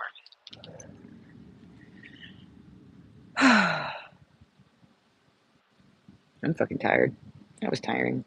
This much talking is tiring. I don't know how people do this for like hours and hours. Like, I mean, I did make notes about maybe a couple things that I wanted to talk about. What else did I say? Um, Tarot readers say it's the roughest choice to live on Earth as a human. Yeah, I've heard other healers who aren't tarot readers say something similar. And when I took that class in 2020, that it was interesting because like one of the things that we learned how to do is to like give a psychic reading to our pets or animals, and I um, read my cat Muchin, and it was really interesting because she said that um, this is the closest that she's ever been to humans before. Like there was this one life a long time ago where she was a horse, and so, but like a wild horse. So she'd like been around people, but she'd never been close to them. But she'd seen other people or other horses that she knew get close to people, and it made her curious. Um, but she's still pretty timid and scared. But one of the things that kind of came out of that reading was that she kind of gave me the sense that that's sort of what she would like to work toward, because even though it seemed really scary, all of the stories talk about the richness of experience we have, and that we're the only beings on this plane that get to have it in this way. Um, Yeah, so they say there's lots of souls who want an opportunity to be here, and they say that there's lots of people who have been around a few times, and that particularly people who have very difficult life paths or a lot of challenges in one sort or another are people who, on some level, prior to incarnating, sort of chose the flavor of challenges that they would have in this life. And I think that's an interesting way of looking at it. I don't really like the. Sometimes that kind of leans into this weird, like victim blamey territory, um, like. But I don't think in its. I don't know. It's complicated. It's kind of a difficult thing to wrap one's head around, but. Um, Yeah, I kinda think so too. Yeah, a higher level of accountability and also a higher level of, um, compassion. Uh, I think that those 2 dovetail quite nicely in terms of ideal societies, because you don't want accountability, just all accountability with no compassion. Or well, I mean, maybe you do. I don't. Um, that's kind of not an ideal world in my mind. Um, but yeah, definitely more accountability would be good. First, not even just only for like large things, but like also for the smaller things. Because I feel like being held accountable is kind of a phrase that only has a sort of like almost negative connotation, like it implies like getting in trouble or something like that.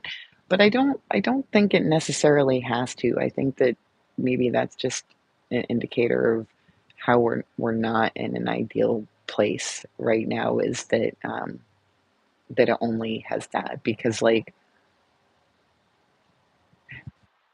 I don't know, it's just a word. It's just a word. Like it doesn't have to only have this flattened aspect of it. Like I feel like there's lots of words like that too. Like we sort of put all of these judgments on a word that is actually either positive or neutral, and we only focus on one half of it. Yeah, I'm still afraid to make mistakes. Like I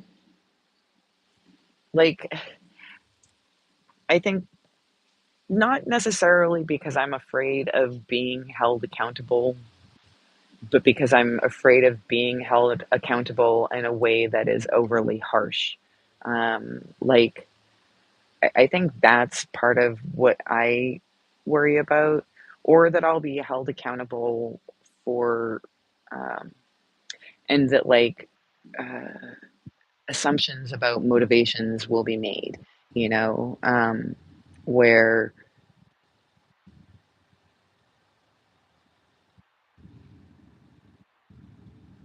like there will be a misunderstanding about something, and there's no malice. It's just a mistake, because sometimes,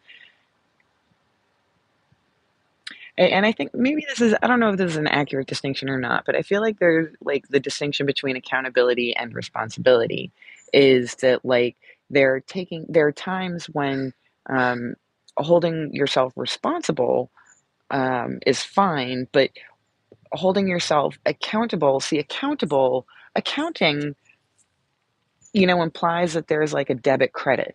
And like if you are being held accountable, like if I'm going to hold you accountable for something, that means that I want, like it's transactional. It implies transaction in some way. And I think that there are times where people are responsible for things that don't necessarily need to be held accountable in that same sort of way. Um, yeah, exactly. I think that's a good distinction, Ruby. Like, because sometimes, I mean, which doesn't mean that harm isn't done. It's just that, like taking responsibility for being ignorant about something is going through the process of saying, all right, well, that was ignorant of me to say or do that thing. And I'm going to learn better. So like that's fine. But I think like if you do or say something intentionally harmful, not out of ignorance, but then I don't know. I'm struggling to get the words out. Like this makes sense in my head. I just don't know how to get it out. I think that accountability is about when you did something wrong, you have to make up for it first and foremost. Well, yeah, I think that and that's maybe a good distinction to be made, is that I feel like taking responsibility is always a part of holding oneself accountable, like taking responsibility is part of the process of being held accountable, but the reverse isn't always true. It's kind of like the square and rectangle thing, maybe. We take shortcuts even in thinking. Due to immediate resource scarcity, we can live another day, but can't avoid our demise. Well, we take shortcuts.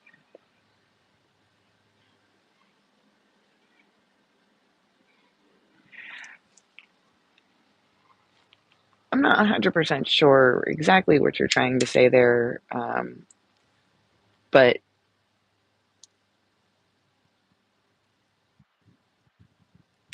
but yeah, I mean, demise is, I mean, pretty unavoidable.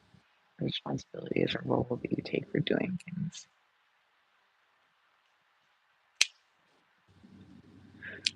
I mean, sure, voluntary responsibility is better than compelled responsibility. However,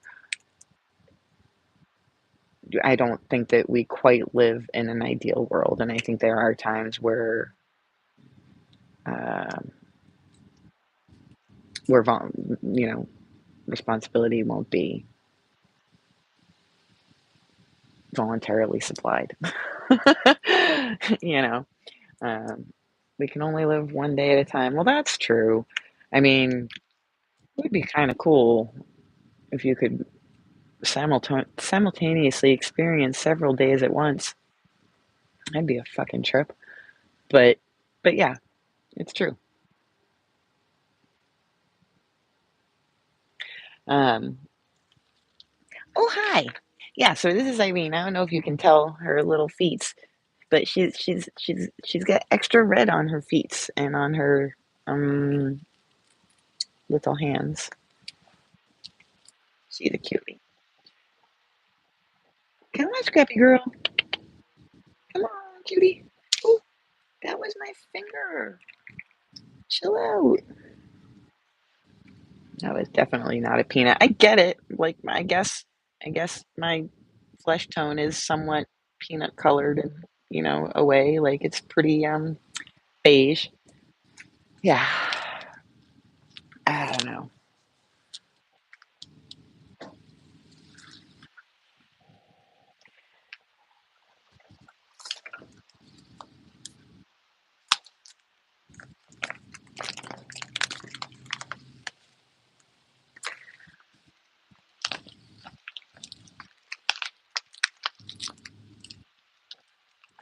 Yeah, I don't know. I feel like I wish I had something smart to say, but I just don't.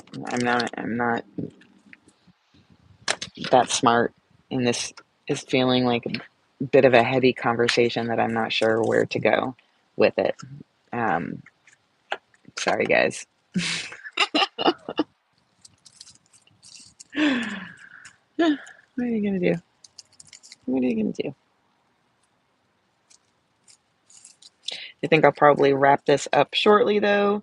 It's starting to cool off. I'm getting a little chilly. I'm running out of things to say, and this is just plumb exhausting. I will say that. Like, I really enjoy it. I feel like it's so weird because I feel like what a lot of people come to YouTube with or come to like creating content with is this idea that like they have inside them that they have to get out somehow. And part of me is still wondering like why am I doing this? I keep doing it and I feel like it's something I have to be doing, but there's also like somehow waiting for it to make itself plain in the doing of the thing as to the why of the doing, which means that essentially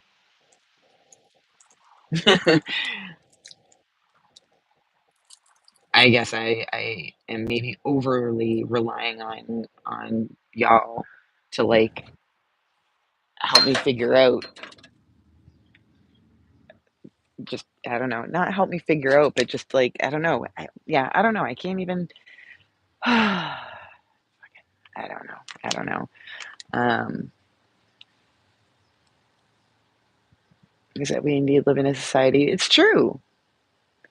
It's true. We do seem to live in a society. It's pretty fucked up. It's pretty fucked up. It's weird. Like I've had I had a couple of friends visit last weekend, and one of them is my friend Emilu, who used to live up the street from me, and she moved a few years ago to like 5 hours north of me. Um, so, thank you so much, by the way, for all of the wonderful words of affirmation that you are providing to me. It's making me feel a little bit shy, but thank you. I see it. I love you. Um, but so I don't get to see her very often, but her and her partner Joe came down, and we could spend the weekend together, and it was cool because like it was like I mean she's just always the best kind of house guest because she's pretty extroverted. She grew up in this area. She knows a shit ton of people, and so she's always got like lots of different things that she wants to do, which means that like it's not just like 48 hours of like just full on being in like host mode or friend mode, which would just be a lot. So it's awesome. Like there's always like, we hang out for a little while, then she's going to meet up with so and so, and usually she'll invite me along. And most of the time I'll say no. And then she'll go and do her thing and come back.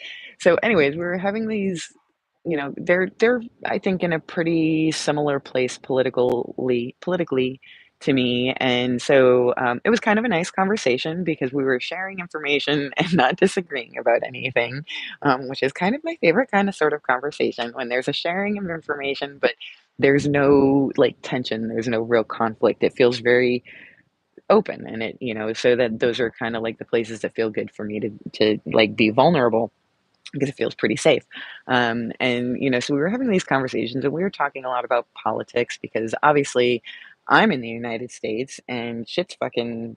I mean, y'all know, like, even if you're not here, I'm sure you know just how crazy shit is. And that's just like politically, let alone fucking everything else. And it's weird because, like, we had this conversation just talking about how, like, on the macro, things are pretty bad. Like, there's like, things are pretty bad in a lot of different ways on the macro, and it's pretty dark, and I don't think anything's gonna get better until it gets worse, which is really fucking painful, because, witnessing the suffering of others is really, really difficult, and I think that's what's gonna happen, um, and that sucks.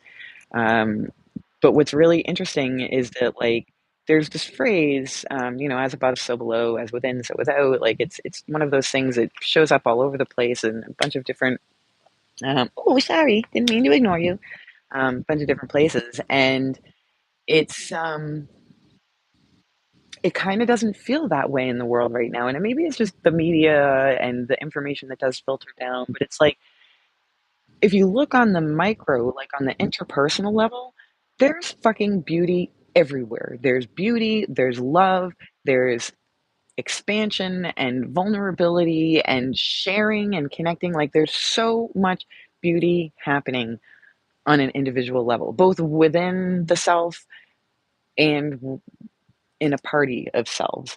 But it feels like the more we zoom out from that very small focus, the harder it is becoming to like see the light. And I just think that's really strange. I feel like it usually seems as though those things are more in balance. And maybe I'm just not paying attention to the big points of life that are happening. But when I look around the world, it takes some zooming in before you really start to see the magic. Um, and I don't know, I find that strange. I find that strange.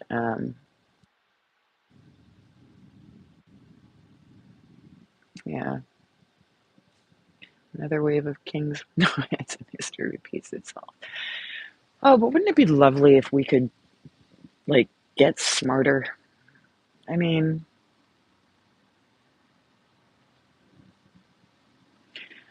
yeah, I don't know. I don't know. It's really it sometimes it feels like watching just like watching a I don't know. I can't think of a very good like picture, but it's like watching something disintegrate.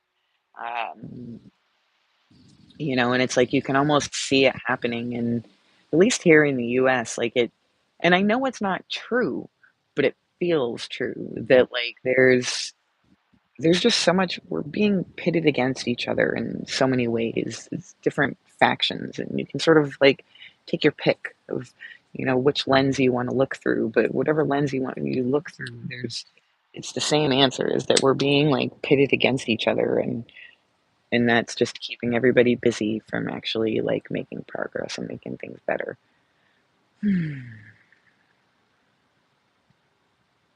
I'm having a hard time gauging what is really going on. Yeah, I mean,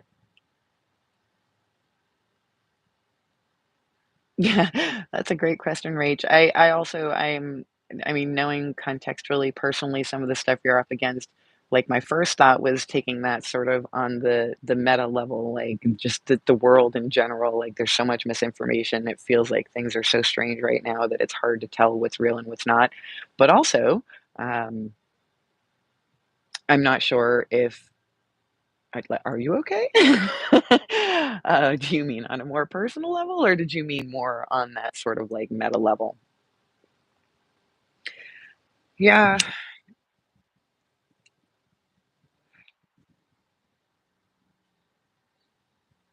Oh.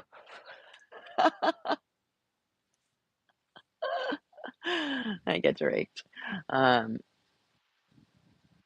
yeah, I don't know, like, I honestly, I've maybe just be one of the places where both my curiosity and the public school system failed me. Like, obviously, I know what a monarchy is, and obviously, I know what a democracy is, and I know technically we're a republic, but does that just is a republic the same? Like, I don't know exactly what that means, I guess. I mean, I could Google, I suppose. I could just get my little fucking computer on my lap right here and Google that real quick. Um, like, a state in which supreme power is held by the people and their elected representatives, and which has an elected or nominated president rather than a monarch. Oh, okay. So a republic is a type of. Okay, I got it. All right, that wasn't as complicated as I thought it was going to be. Okay. Okay, yeah, good. Yeah, no, I also am having a hard time figuring out reality, and like I have places like sources, I'm not really like a mainstream, like I don't watch TV, so I don't really follow the mainstream media very much, but I it's like I'm watching content that is supposedly telling me what is going on, but it does very much feel as though that there are some very distinct realities that are being shaped around us or being presented to us, and I don't think either one of them, and there's more than two, it's not a binary because nothing is, but like I don't think any of it is like none of it is all of the truth. Like I think that I don't know, it feels really complex, but it feels as though like we're like there's lots of different information that's going out into the world that seems to be in direct opposition to each other as objective facts are, and yet both are being claimed as truth. So like that is a problem. Like that seems to me to be a problem. Oh, hey, Boba Fett. Thank you so much for being here. Um, good morning. Good morning. Yes, good morning. I feel like it's like 11 and a half hours or something that you're ahead. I can't remember, but um, oh, was that one empty? Oh, sorry, girl. Um, but yeah, it's really hard to get a grip on what's going on. I was pretty happy to hear about what happened in Ohio today, which I don't know if any of you guys are following that. And I'll probably fuck this up a little bit, but I'm gonna give it a try anyhow. So basically, so they decided in 2022, after only like 8% of the population showed up for a late summer. local state elections, they decided to not do summer elections anymore. And then, knowing that coming up on the docket next year, there was going to be decision about abortion rights and access to abortions that was going to be coming before the voters, and knowing also that based on polling, more than 50% of the people in the state were in favor of retaining access to abortion in ways, then what the state legislature did is they tried to sneak through one of the late summer. I don't know if it was a referendum or exactly how they did it, but they did a late summer election um, after last year saying they weren't gonna do them anymore. So it was, like, shiesty. It felt real shiesty the way it all came through. So basically, the thing that they were voting on, it was yesterday, was whether or not come next legislative session, you'd be able to change state law with a simple majority. See, knowing that the, pro-access abortion rights people both crossed party lines and was in excess of 50%, they decided to put something on now saying that you needed a 60% um, in order to or vote in order to make changes to the state constitution. So it's kind of like, well, I know I'm putting out this thing next year and you're not going to like it. So now I'm going to try and slide through this thing so that basically you're disenfranchising your voters, is what they were essentially trying to do. I'm doing a really shitty fucking job of explaining it. But regardless, it did not pass. It was voted on. It was a resounding smackdown. It was a resounding win for democracy because basically what the legislature was trying to do was say that I can't remember exactly how the wording was, but basically they wanted to essentially they were asking voters to vote against them having the opportunity to vote for things in the future is kind of what it boils down to. Like it's kind of bananas, and that it was done in such a like shisty, like trying to like slide it through as the door is closing at a time when you said you weren't even going to hold elections anymore. Like it just felt really dirty. Like it felt like just dirty play, and that's so becoming the norm. Um, Even way back not too long ago, there was the League of Nations. The interest was money. The presentation was international security. League of Nations. Like I've literally heard that phrase, and that's literally about it. Um,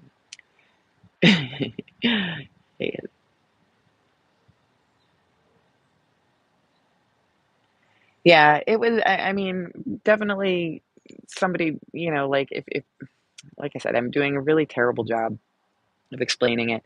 Um, but it was pretty it was pretty powerful. And what was interesting is that, based on the demographics that the exit polls showed, people absolutely crossed party lines in order to vote this referendum down. And what was particularly interesting is that I think it was the exit poll outside of one of one of the universities maybe that showed that it was like it was something ridiculous. Like 92% of the exit poll was against it. So the young people definitely showed up very much in favor of wanting to retain their democracy, which is cool because it's also in a really, really super gerrymandered state.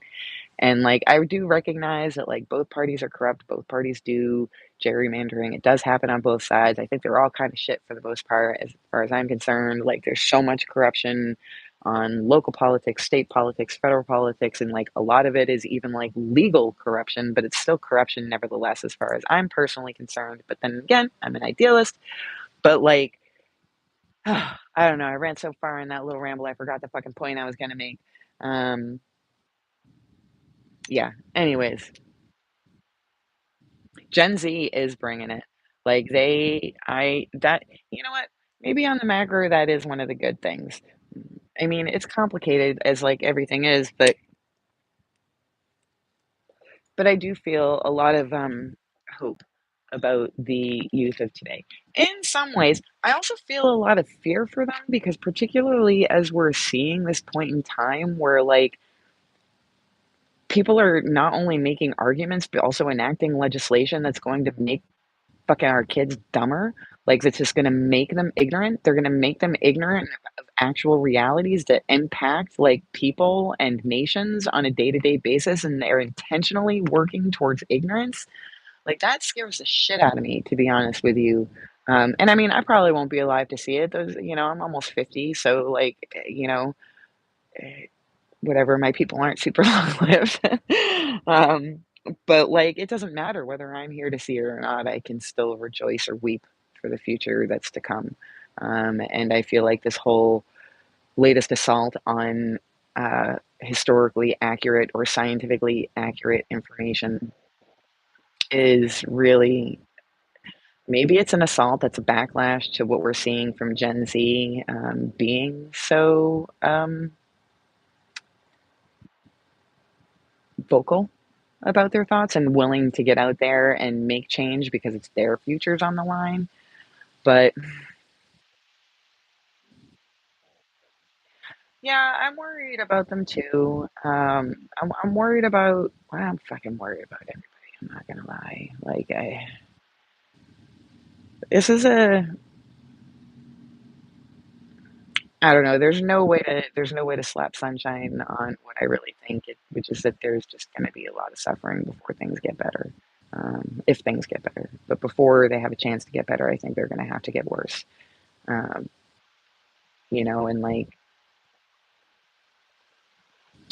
I don't know, I think that's troublesome, and I think the status quo, both sides of the aisle have a vested, obviously fucking vested interest, like, they have a vested interest in maintaining things the way that they are, and so if you've only got a limited number of people sort of controlling the legislation, controlling the airwaves, controlling the dissemination of information, as well as the information that's being taught to future generations, and those people are very much in the status quo and just want things to stay the way they are and not anything change because they're benefiting so greatly from it, then they're willing to lie, cheat, and steal. And we're seeing it. We're seeing it all.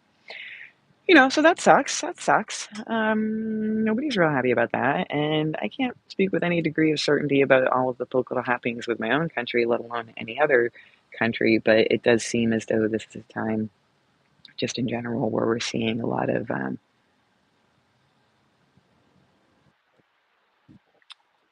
chaos, or it's like it's not chaos yet. It's like I don't know, like the image I kind of get in my mind is like, you're standing in the middle of the field and it's late August and it hasn't rained in months. And there's like one spot 200 yards away that's smoldering, and then there's another spot like 50 yards in the other direction that's smoldering.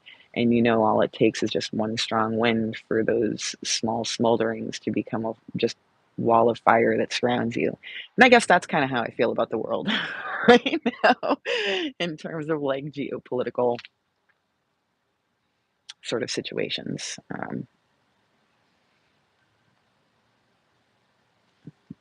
Both parties should at least agree on age limits to hold office. No fucking kidding. Jesus Christ, like, regardless of whether or not I believe with or agree with their policies, I don't wish any human ill, even if it is fucking Mitch McConnell, or like Dianne Feinstein, that like, goddamn.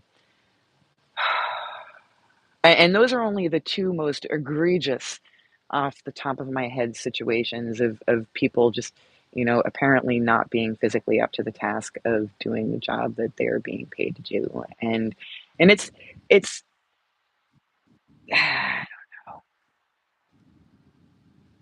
like I've heard people talk about the whole Dianne Feinstein thing, and I don't know if any of this is true.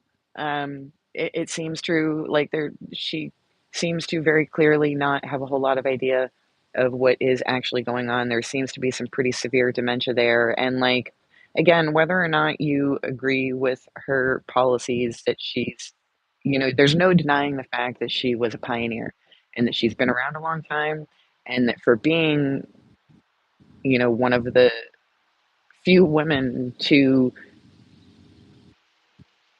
get involved when she did. And I say get involved, but I mean, obviously, she came from a place of privilege. I believe that is how she got involved. But, anyways, regardless, she's been influential for so long, and I feel like she deserves to be able to retire. And there's a part of me that's like, if she were cognizant of how gross just the way she's being propped up and it's complicated, I get it, but like fucking what's her name? Pelosi's daughter is like her caretaker and like Pelosi don't love her politics, and like Gavin Newsom had said that if Feinstein retired and he needed to appoint anybody, he'd appoint a black woman, and the only black woman that he could possibly appoint into that situation or into that office is I'm forgetting her first name. Is it Barbara Lee?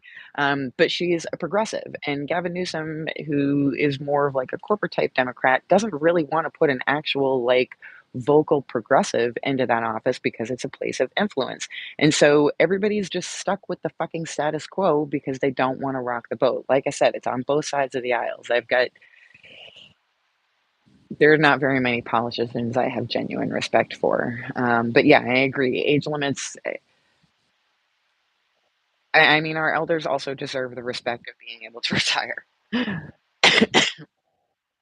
I have hope with Gen Z. There's some funny, petty stuff said about the millennials. Yeah, no, it's true. Like Gen Z middle part best, millennials like side parts. I guess I'm not really entirely sure. So it goes Z, then millennials, and then whatever these new ones are now that are coming out or being born. Is it still? Are we still on? No, we're way past millennials now. We've got to be. It's 2023. I don't really know.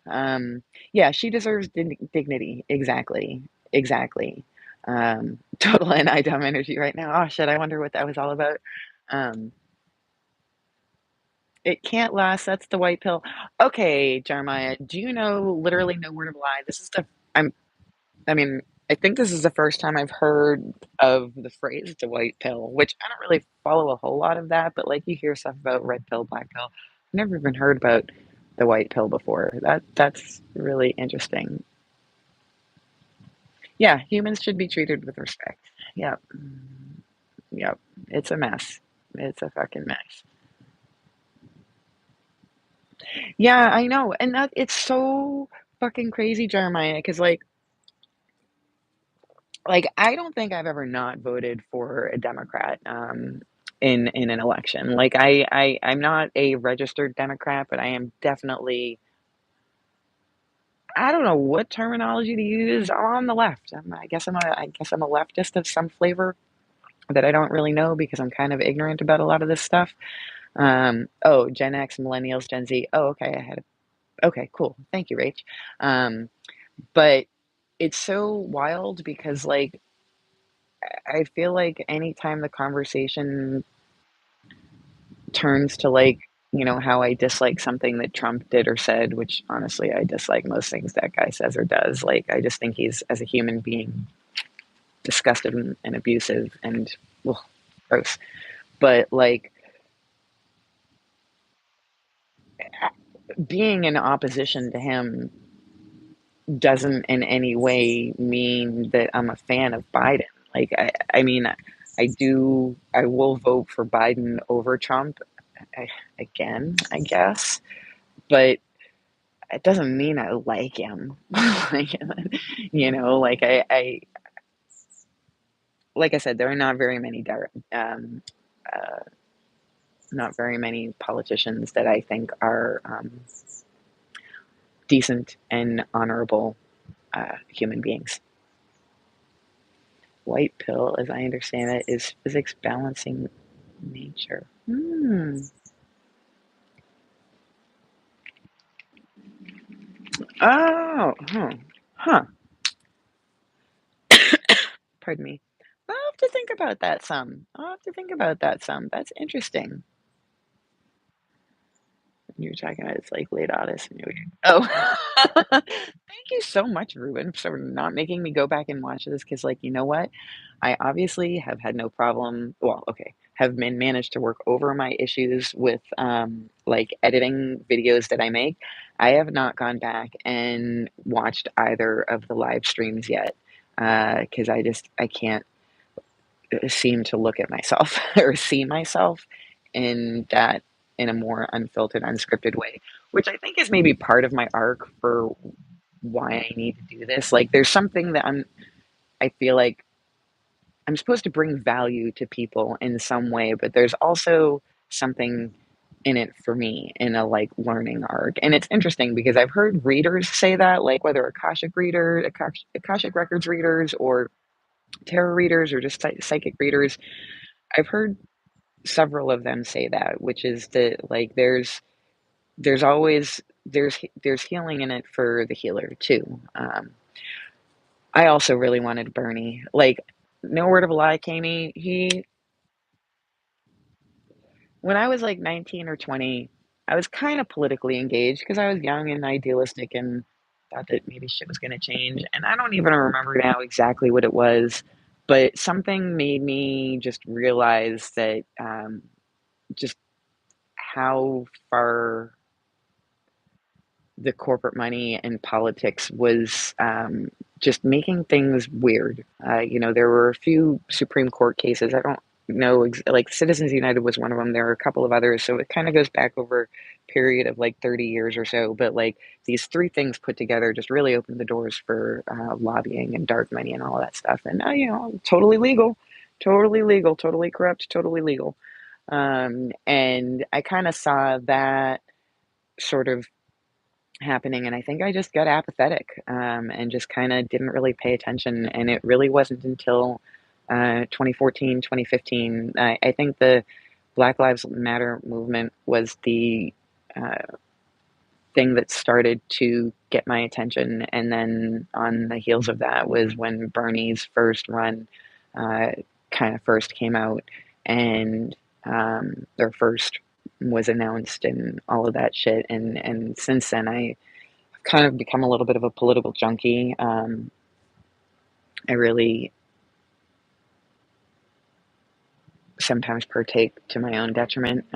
Like, I feel like I need to know. It's been so many years being apathetic and like, look how much went to shit. And obviously, that's not just my fault, but like, I am just one of like countless people that just got busy with life because life is fucking busy and it's hard. And civics and civic duty is complicated and hard to think about. So, yeah. But Bernie was, I think he is just such a, for present day, anyways, maybe the only example that I know of, anyways, of, I don't even know the right way. You didn't like that one? Okay, I think you guys are just getting fucking picky. Um, I don't know. There's just something about him that was, I don't want to say pure because, like, he's human and obviously he's a little irascible, a little cantankerous, a little whatever. But, like, dude seemed pretty incorruptible. He's been doing the same thing for a long, long, long, long time. And if you go back and watch old footage of him when he was, like, the fucking mayor of Burlington, he's talking about the same shit. And, like, that I mean, on the one hand, it sucks that he's talking about the same shit, and shit's just gotten even more fucked up since then. But that's not his fault. I think the fact that he has stayed on brand, and I feel like most politicians are so good at spin and are so good at just whatever message they come out with is just what's expedient or convenient in the moment. Um, yeah. Oh, hang on, I got behind. I find social causes very fascinating. I had a hunch about BLM, but hoped good would come of it. Maybe there was some good to come of it. I think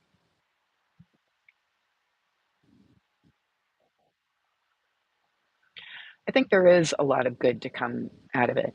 I think that. I mean, even though we still see literally every fucking day, um, people being mistreated by cops, I think that it's kind of one of those things where, like, black people have been saying that for, like, ever, and, white people being the dominant culture just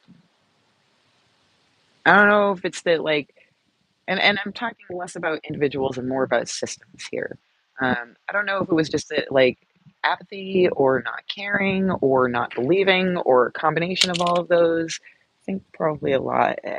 Yeah, I don't know. It's very complicated, but this is something we've been hearing about for a long time, and, like, nothing got done about it. And I feel like at the very fucking least, there are now a shit ton more people who are aware of it. And have we seen massive systemic changes in yet? No. But we have started to see some individuals be held accountable for doing terrible things. And that is pretty fucking new, ultimately. And we're starting to see conversations, and, like, obviously, yeah, blowback's a bitch, and some of those conversations are mm, it's just a lot of bad right now. But they are conversations that need to happen because this is a past that we need to reckon with. Like, if everything is a reaction and everything is laid upon the foundation that was built for it, then there's no way we couldn't have gotten to today without everything in the past. So, like, at least we are, at the very fucking least, dollar late, dollar short, day late, dollar short, whatever that fucking phrase is, you know. But at the very least, I do think there is now a growing understanding of some pretty big problems we have with the way that we do things. And is that enough? No, absolutely not. But it's a start, and it's different from where we were 10 years ago, I think. And I don't know, maybe I'm too idealistic or too optimistic, but it seems like, I mean, that's not nothing, which is just too little, but I guess not nothing is better than nothing. Um, I hate how idealism seems to be paired with being kooky. Yeah, it's true. Yeah, I don't like that either. I kind of feel like,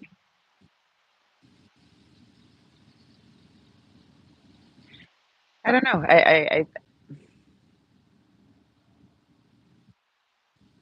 Why is that?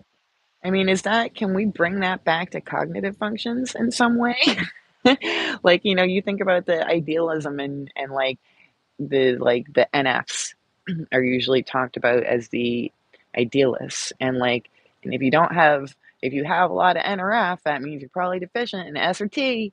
And that's kind of what the world sort of functions on. So is it just a matter of, like, some sort of, like, systemic disapproval of the people who lack the S and the T? That's kind of a bummer. Um, it's like, if you didn't have, like, those idealist goals to at least move towards, even the ones that are unattainable, in the now, then, like, what's the fucking point? Like, if you don't have something better that you're moving towards, if you're not idealistically moving towards better,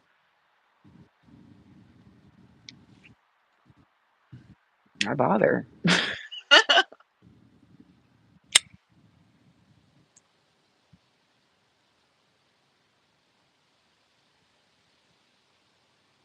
Yeah, do you think that's it? Is that it's just, yeah, the lack of a plan to put it into action, which, like, again, we're sort of flattening this out super much here, and my apologies, but I'm not an expert in anything, so what do you expect? Um, but, like, yeah, I mean, if without a plan of action, I mean, that's S&T stuffs right there. So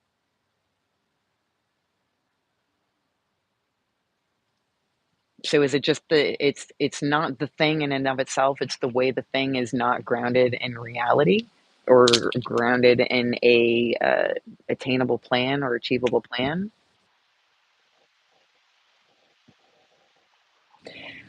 I think that in some ways, Kami, I would agree. I think that, um, you know, so like I was talking about this a little bit earlier, but I don't remember who was here, so I'll just say it again.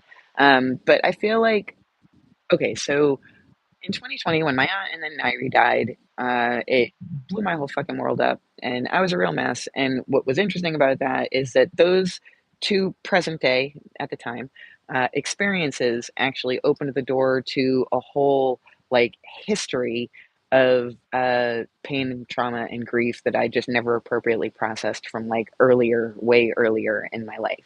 And I feel like that could also be said about us as a country. Like, yeah, the 60s, but like I think also all of it. Like I think that there's a lot of stuff that we haven't been able to really uh, own.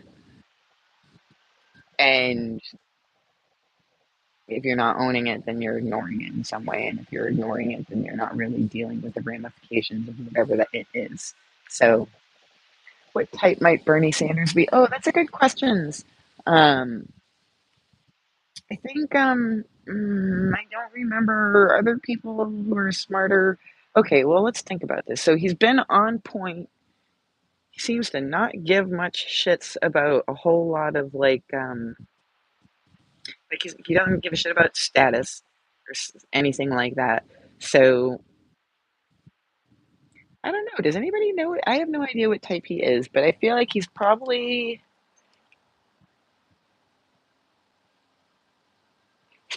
not an SP. Maybe an ST or an NT of some sort. I don't know. ENFP? Bernie Sanders? No, no way. He's been too on point with his message for like 117 years. Like, I don't know. The kids on personality. What? ENFP? Bernie Sanders? What? Okay, all right. Do you guys feel like that's right? I feel like that can't be right. Like, he doesn't like okay, think about the other like people that are like general consensus is that they are ENFPs. Like Russell Brand. He's who are other famous people. I feel like everybody always talks about Russell Brand because he's so like obviously an ENFP. Yeah, yeah, and I feel like it's not just that he's doing the same thing because it's the same thing that he's always done. Like it's very much a values driven staying on point. Like I feel like Boba that if we had lived in a timeline where the things that he were talking about 40 years ago had somehow been like corrected in some way, I don't know that he would have stayed on point simply for the purpose of um oh yeah, Robin Williams, ENFP. I don't know that he would have spaced on. Oh! You guys were talking about Ruben. I'm sorry. I thought you were talking about Bernie Sanders, and I was like, what if he's an ENFP? I really don't understand this. Um, they have him as an INTJ on personally database. Oh, okay. INTJ, I can see that. Yeah, I don't know. I am curious, Ruben. Like, I feel like the ENFJ makes so much sense. But but I have also seen you, like, definitely oh, but wait. Oh, but you would. So if you okay, so wait, 5th, 6th. So 6th is demonstrative, but countervalued in a way, right? So if you're FENI, then that would make you NE, critical parent. So your NE would be demonstrative as an ENFJ. Sorry, I had to that took me a minute to work all my way through, but I think I got there. So I think it makes sense. Like I definitely do see the NE in you, like especially with the like puns and like you're so fast and like you've always got like you're just always doing it. Um, I am totally in. Yeah, yeah, yeah. So you think, oh, you no bee, I'm not a flower. So you think Spacey's not using I feel like we weren't I don't really okay, so I was not around during the Spacey days, so I'm only going on context, but I got the impression that they at least used to be on the same page, or using the same system. The I don't think Eric was calling this at the time, but defensive typology or defensive. Is that right? Is that what you call it? Defensive? Yeah. Um, yeah. Any demonstrative. Yeah. Yeah. Yeah.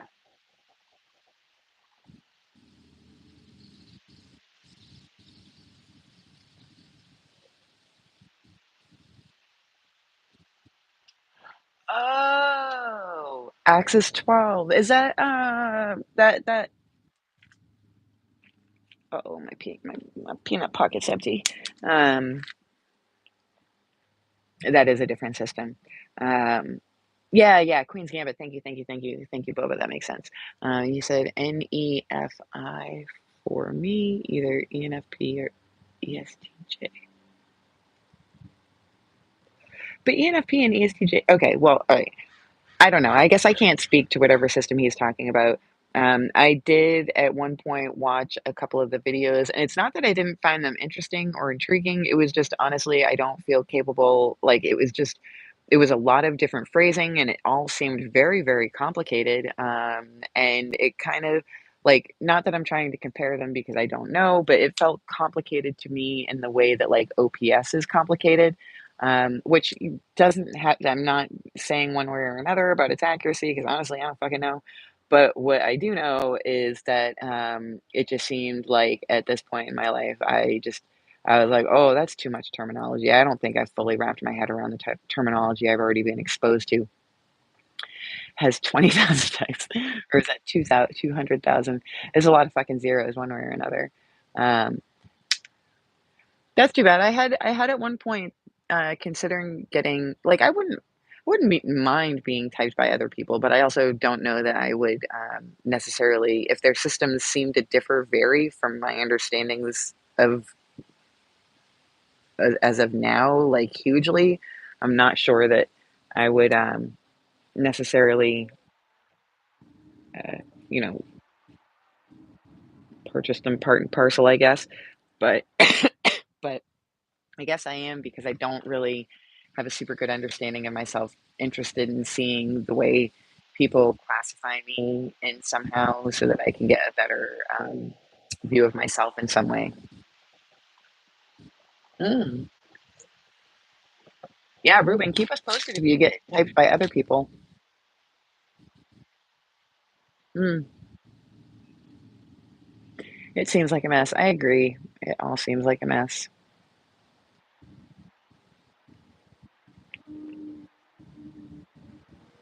Spacey's TI tests are difficult. Oh, that. Did you? Oh, almost 4 years ago now. Wow. Okay, it's been a minute. Um, I did go to a SIR to get typed. I think I, I don't remember what type he typed me. Honestly, it wasn't INFJ. Um, I remember thinking that he was wrong. Um, whatever type he typed me was a high FI. I don't remember. Maybe ISFP? Do ISFPs have high FI?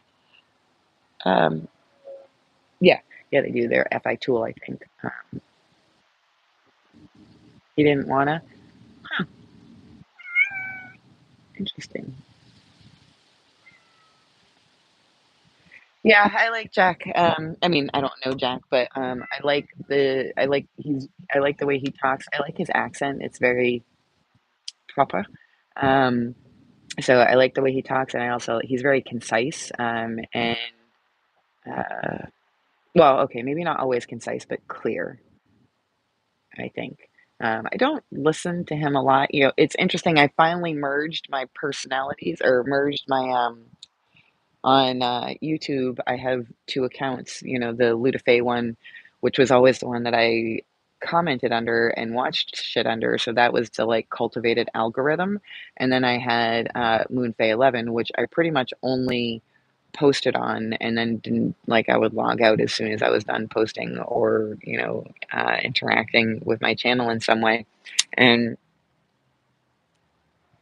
I've only recently tried to integrate them, so I'm still adding in different subs, and, cultivating the algorithm, so to speak. But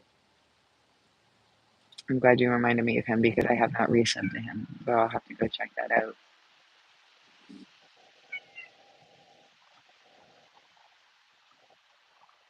Is he an ENTP7 too? I mean, it's true that I mean, the algorithms are crazy, and, like, I I seem to watch a lot of the same kind of stuff, like, there's a few different categories, but I haven't even pulled over all of the categories, like, I usually watch a sort of fair amount of, stand-up because, I need the comedic whatever, but I haven't reinstituted any of the comedy feed, I don't think. Um, it's a lot of politics, there's some typology, there's a lot of, like, there's some debate bro stuff. I am late to the game as in most ways, but I started kind of recently following Vosh because okay, so I feel like what kinda happened is that, um I'm not a debater. I don't wanna debate. I've never debated really effectively, I don't think. Like, I never was in a debate club or anything like that. Like, I like to have conversations with people, but, like, as far as, like, pulling actual, like, facts and data for, like, a real type of debate, I've never done that, um, but I feel now, like, the more I engage outside of my in real life bubble, the more I keep coming against like some pretty varying levels of transphobia. And so I've kind of taken to in my free time watching debates that people have about um, trans people. So if the opportunity presents itself, maybe I'll be in a position to have an intelligent conversation with people about it. I okay, so, um, what stand-up do I like? I'll answer that one first. I like all kinds of different stand-up. Well, no, that's not true. I tend to like I'm not gonna lie, I tend to like people that I mostly identify with. I tend to like, I like Matteo Lane, I think he's pretty funny. I like, Giorgio what's his name? Oh, I'm so bad at names.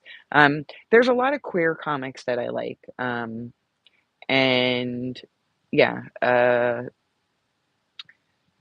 I don't really like the very standard type of comedy that's like complaining about the wife or complaining about the husband or complaining about the kids because none of those are like really relatable. I mean, I have had a husband before, but that was a long time ago and like it's fine, but like I don't know, they just even when I did that wasn't the kind of relationship we had. So those aren't like relatable to me comedy wise.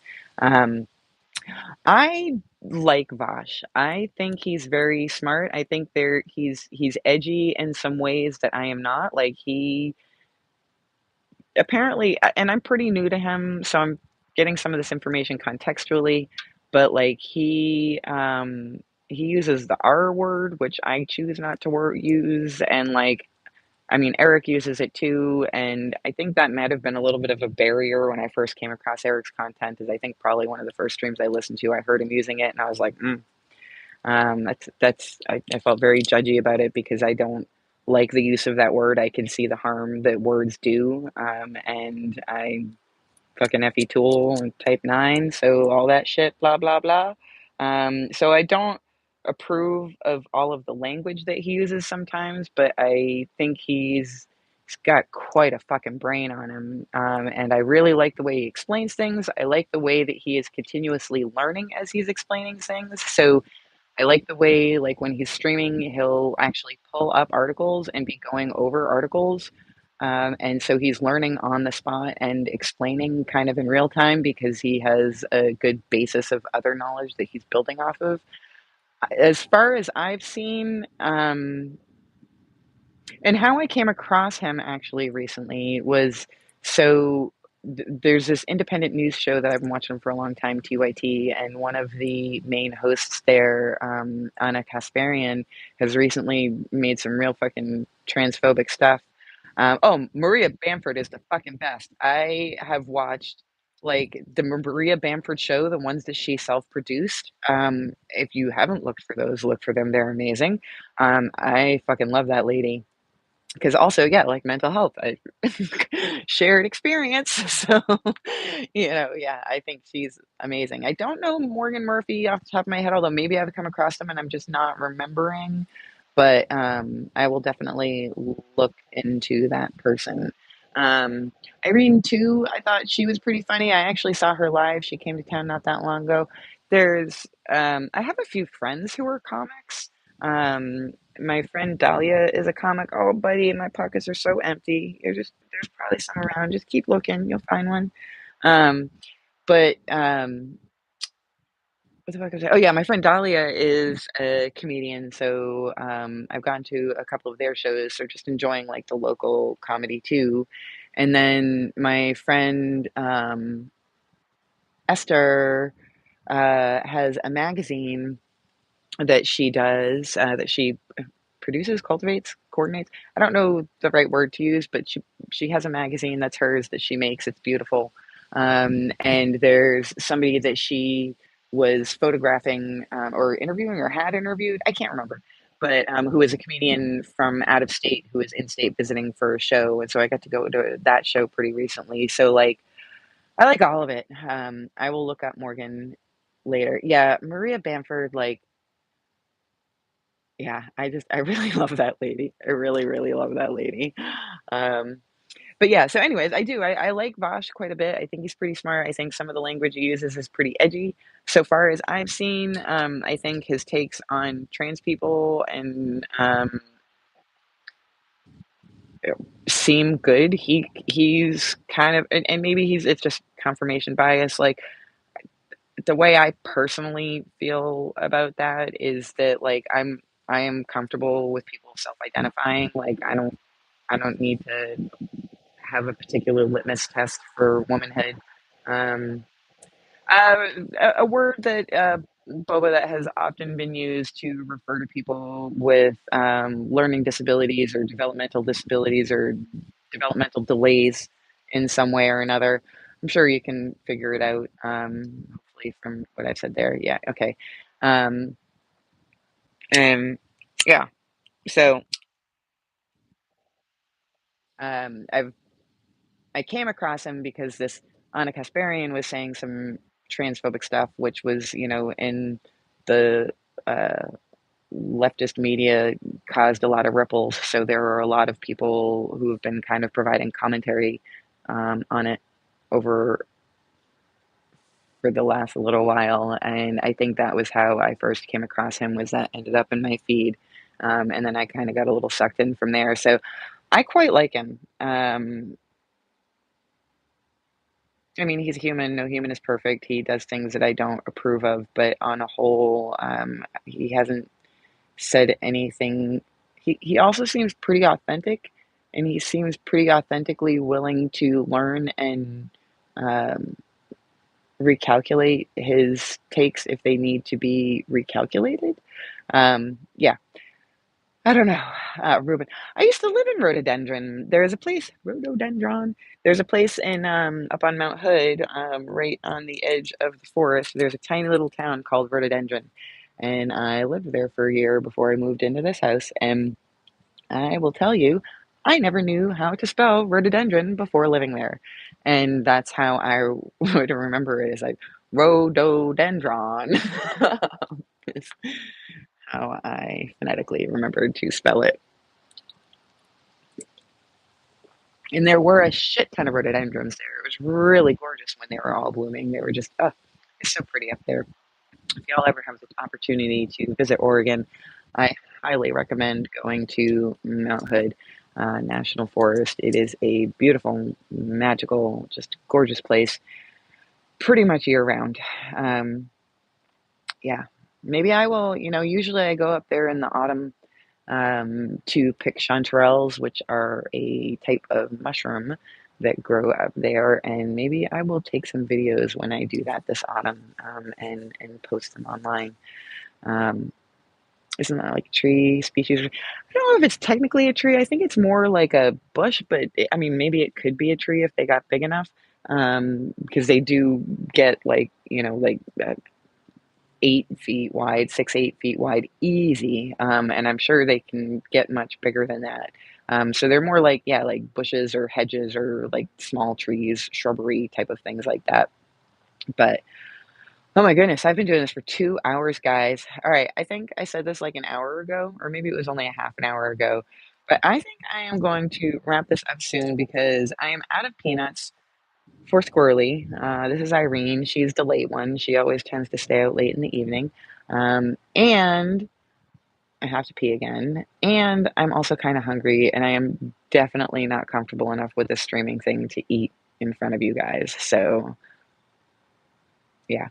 But thank you all so much for being here. This really means a lot to me that you came and interacted with me, and we got to have such a great conversation. And you all are just so kind and lovely, and I love you all, and thank you so much. And yeah, don't forget to be kind and gentle with yourself. No word of a lie. I'm working towards it. I did actually bring a deck or a pile of cards with me. So next time I stream, we'll pull some cards and see what we see.